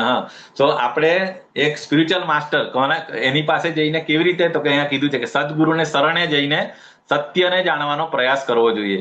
અને એ પછી કેવી રીતે, તો કે વિનમ્ર થઈને પ્રશ્ન પૂછવા જોઈએ. એટલે કે we have to ask the question. પછી તેમની સેવા કરવી જોઈએ, અને પ્રબુદ્ધ મહાત્માઓ તેને જ્ઞાનોપદેશ કરી શકે, કારણ કે તેઓ સત્યનું દર્શન કર્યું છે. એટલે મેઇન વસ્તુ કેવું કે પહેલા સ્પિરિચ્યુઅલ માસ્ટરની સેવા કરવાની, અને પછી વિવેકથી એમને શેલ્ટર લેવાની, સેવા કરવાની, અને પછી પ્રશ્ન પૂછવાના. તો આ ભગવાને પોતાના લાઈફ માં ઇમ્પ્લિમેન્ટ કરેલું છે. એવું નથી કે ભગવાન પોતે હતા, એમને કઈ સાંદીપની ઋષિ પાસે જવાની જરૂર નહીં હતી, પણ છતાં પણ એમણે કીધું ને મમ વર્તમાનું વર્તન તે, એટલે ભગવાને એક રસ્તો બતાવ્યો છે કે આ રીતે જો તમારે આ રીતે જાણવું હોય, બરાબર, જે સત્યનું દર્શન કરવું હોય તો તમારે ઓથોરાઇઝ વ્યક્તિ પાસે જઈને એની સેવા કરીને એને ક્વેશ્ચન્સ પૂછીને તમારે you have to get clarified. So આ એક રસ્તો છે, બરાબર, જ્ઞાન અર્જિત કરવાનો. જો તને બધા પાપીઓમાં પણ સૌથી મોટો પાપી ગણવામાં આવે તોય તું જ્યારે દિવ્ય જ્ઞાનરૂપી નૌકામાં સ્થિત થઈશ ત્યારે દુઃખોના સાગરને પાર કરી શકશે. તો આપણો આ જે ભવસાગર જે છે, અહીંયા ગાડી આ સમુદ્રનું બતાવ્યું છે, અહીંયા એક મોટી સ્ટીમર બતાવી છે, બરાબર. તો આપણી પરિસ્થિતિ આવી છે, પરંતુ જો અહીંયા દિવ્ય જ્ઞાનરૂપી નૌકા, આજુ ચેપ્ટરનું નામ જ છે દિવ્ય જ્ઞાન. તો એ આપણી પાસે એ નૌકામાં હોય તો પછી તો જ તમે આ ભયંકર સમુદ્રને ભવસાગરને તમે પાર કરી શકશો. તો ભગવદ્ ગીતાનું જ્ઞાન છે, ભાગવતમનું જ્ઞાન જે છે એ આપણે દિવ્ય જ્ઞાન છે ભગવાનના જન્મ કર્મ અને એમના પાસ્ટ ટાઈમ્સ વિશે, બરાબર. તો આપણે ભલે ગમે એટલા પાપી હોય તો પણ આપણે જો આ જ્ઞાનની અંદર નાવડીમાં બેસી જઈશું તો આપણે આ દુઃખોને સાગરને પાર કરી શકશું. તો અહીંયા એક બહુ સરસ એક નાની સ્ટોરી છે એકચ્યુઅલી, કેવી રીતે કોઈ એક સ્પિરિચ્યુઅલ માસ્ટરને તમે સરેન્ડર થાવ તો તમારી લાઈફ કેવી રીતે ટ્રાન્સફોર્મ થાય એના માટે એક મૃગારી કરીને, મૃગારીની સ્ટોરી છે, ભાગવતમમાં આવે છે. તો એ જે મૃગારી હોય તો એ શું કરતો હોય, એ બધા પ્રાણીઓને આ રીતે મારતો હોય, મારીને પછી આખું નહીં મારી નાખે, એ અર્ધ મારીને એને છોડી દે પાછી. તો એનું કામ જ હોય, જંગલમાં બધા પ્રાણીઓ છે ને એને અડધા મારીને છોડી દે. તો અને એ પછી પ્રાણીઓ કણસતા હોય, દુઃખ મતલબ નહીં એ લોકો જીવી શકે કે નહીં મરી શકે એમ કરીને છોડી દે. તો એ વસ્તુ એ નારદ મુનિ એ ત્યાંથી પાસ થતા હોય તો એ જોઈ છે કે આ શું કરીએ. તો એને પછી એ મૃગારીને પૂછે છે કે ભાઈ તું આ શું કરીએ, કાં તો એને મારી નાખ, કાં તો પછી તું એને નુકસાન નહીં કર. તો મૃગારી કહી નહીં, મને આની અંદર બહુ મજા આવે છે, આ લોકોને મને આ તો મારા બાપ દાદાનો બિઝનેસ છે. આ લોકો જે અમુક ચામડીઓ કાઢીને જે કરતા હોય ને એ લોકો આવું કરતા હોય. તો એ એવું કહે છે કે મને આ જ વસ્તુ શીખવાડી છે અને આનાથી મારું ઘરનું પાલન પોષણ થાય છે, તો બીજું મને કઈ આવડતું નથી. તો પછી નારદ મુનિ કહે કે ઓકે, હું તને તારો આ જ ખાલી પ્રોબ્લેમ છે કે તારું ઘર ચલાવવા માટે, તો હું તને એક રસ્તો આપું છું, તું ઇમ્પ્લિમેન્ટ કર, બરાબર, તો તારો એ પ્રોબ્લેમ સોલ્વ થઈ જશે, પણ તું આ લોકોને મારવાનું છોડી દે. તો કે ઓકે. તો એ પછી કે ભગવાનનું હોલીને ભગવાનનું નામ આપે છે કે ભાઈ તું એક જગ્યાએ અલગ ઝોપડી બનાવ અને ત્યાં બેસીને ભગવાનનું નામ લે. તો એ મૃગારી પોતાનું ધનુષ્યને બાણ છોડી દે છે અને પછી મસ્ત આ ઝોપડીમાં બેસીને પછી ભગવાનનું નામ લે છે. તો જે લોકો આજુબાજુના હતા તો એ વિચારે કે અરે આ તો આ એકદમ બહુ ભયંકર જે એ હતો વ્યક્તિ, એ આ રીતે સાધુ જેની લાઈફ જીવવા લાગ્યો. તો બધા જે ગામના જે લોકો હતા એ એના ઘરે બધું પ્રસાદ ને બધું આપી જતા સામેથી. તો એની ઘરે એટલું બધું ખાવાનું બધું સફિશિયન્ટ થઈ ગયું. તો પછી એમણે કીધું અરે આ તો બહુ સારું થઈ ગયું. તો પછી થોડા વખત પછી એ નારદ મુનિ એના મિત્ર પર્વત મુનિ સાથે પાછા આવે કે અહીંયા ગાડી મારો એક ડિસાઇપલ રહે છે, એને આપણે જઈને મળીએ. તો એ નારદ મુનિ અને પર્વત મુનિ બંને જયારે જાતા હોય એના ઘર પાસે, તો રસ્તામાં એ જોઈ છે તો એ જલ્દી આવે છે અને એમને નમસ્કાર કરવા માટે, સાષ્ટાંગ દંડવત પ્રણામ કરવા માટે જોઈ છે. તો એ જગ્યા પર બધી નાની નાની કીડીઓ હોય છે. તો એ કીડીઓને પહેલા એના જે વસ્ત્ર હોય ને, ઉપવસ્ત્ર, એનાથી એ જગ્યા સાફ કરે છે અને પછી એ એમના ગુરુને નમસ્કાર કરે છે. તો આ જોઈને એટલે નારદ મુનિ અને પર્વત મુનિ એકદમ ખુશ થાય છે. એ કહે કે જો આ વ્યક્તિ જે એક ટાઈમમાં એ બધા પ્રાણીઓને અર્ધમુવા કરીને છોડી દેતો હતો, એમાં આટલું ટ્રાન્સફોર્મેશન આવે શેનાથી? ફક્ત ભગવાનનું નામ લેવાથી અને એક ઓથોરાઇઝ સ્પિરિચ્યુઅલ માસ્ટરને સરેન્ડર કરવાથી.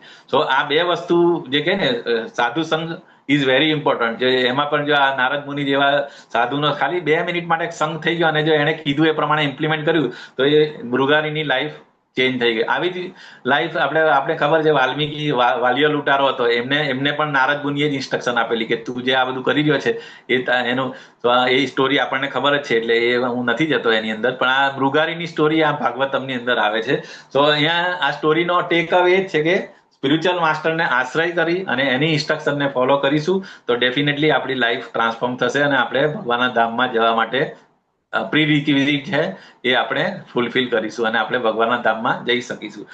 તો પરંતુ જે અજ્ઞાની તથા શ્રદ્ધાવિહીન મનુષ્ય પ્રમાણભૂત શાસ્ત્રોમાં સંદેહ કરે છે, જે અજ્ઞાનીઓ અથવા જે ડાઉટફુલ ડાઉટ વ્યક્ત કરે કે આ શાસ્ત્રોમાં છે જે આ તો બધું ડાઉટ એ છે, આ તો પેલું શું કહેવાય ને વાર્તા છે કે આ તો ખાલી શું કહેવાય ને ઇંગ્લિશમાં ભૂલી ગયાનું નામ કે ઓકે એનીવેઝ આ તો મતલબ they are not believing in the શાસ્ત્ર, તેઓ ભગવત ભાવના પામતા નથી અને તેમનું પતન થાય છે. તો અહીંયા આગળ એ જ વસ્તુ કીધું કે જ્યાં સંશયગ્રસ્ત વ્યક્તિ હોય ને ડાઉટ કરે શાસ્ત્રમાં અને ગુરુમાં, તો પછી એ લોકો આ જ લોકમાં સુખ કે આ નથી પામતા કે પરલોકમાં, એટલે મતલબ અહીંયા પણ સુખી નહીં થાય અને પરલોકમાં પણ તો જઈ જ નહીં શકે.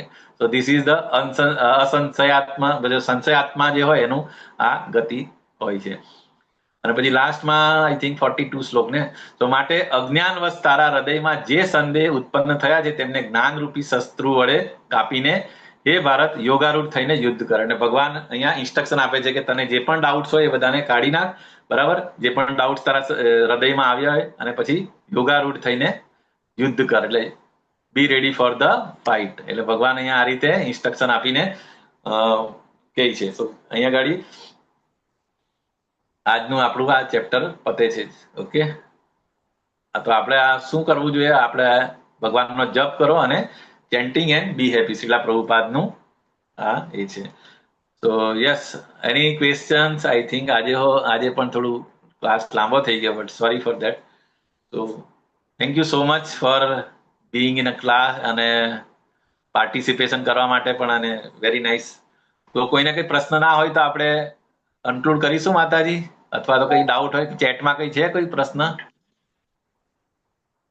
હરે કૃષ્ણ પ્રભુ.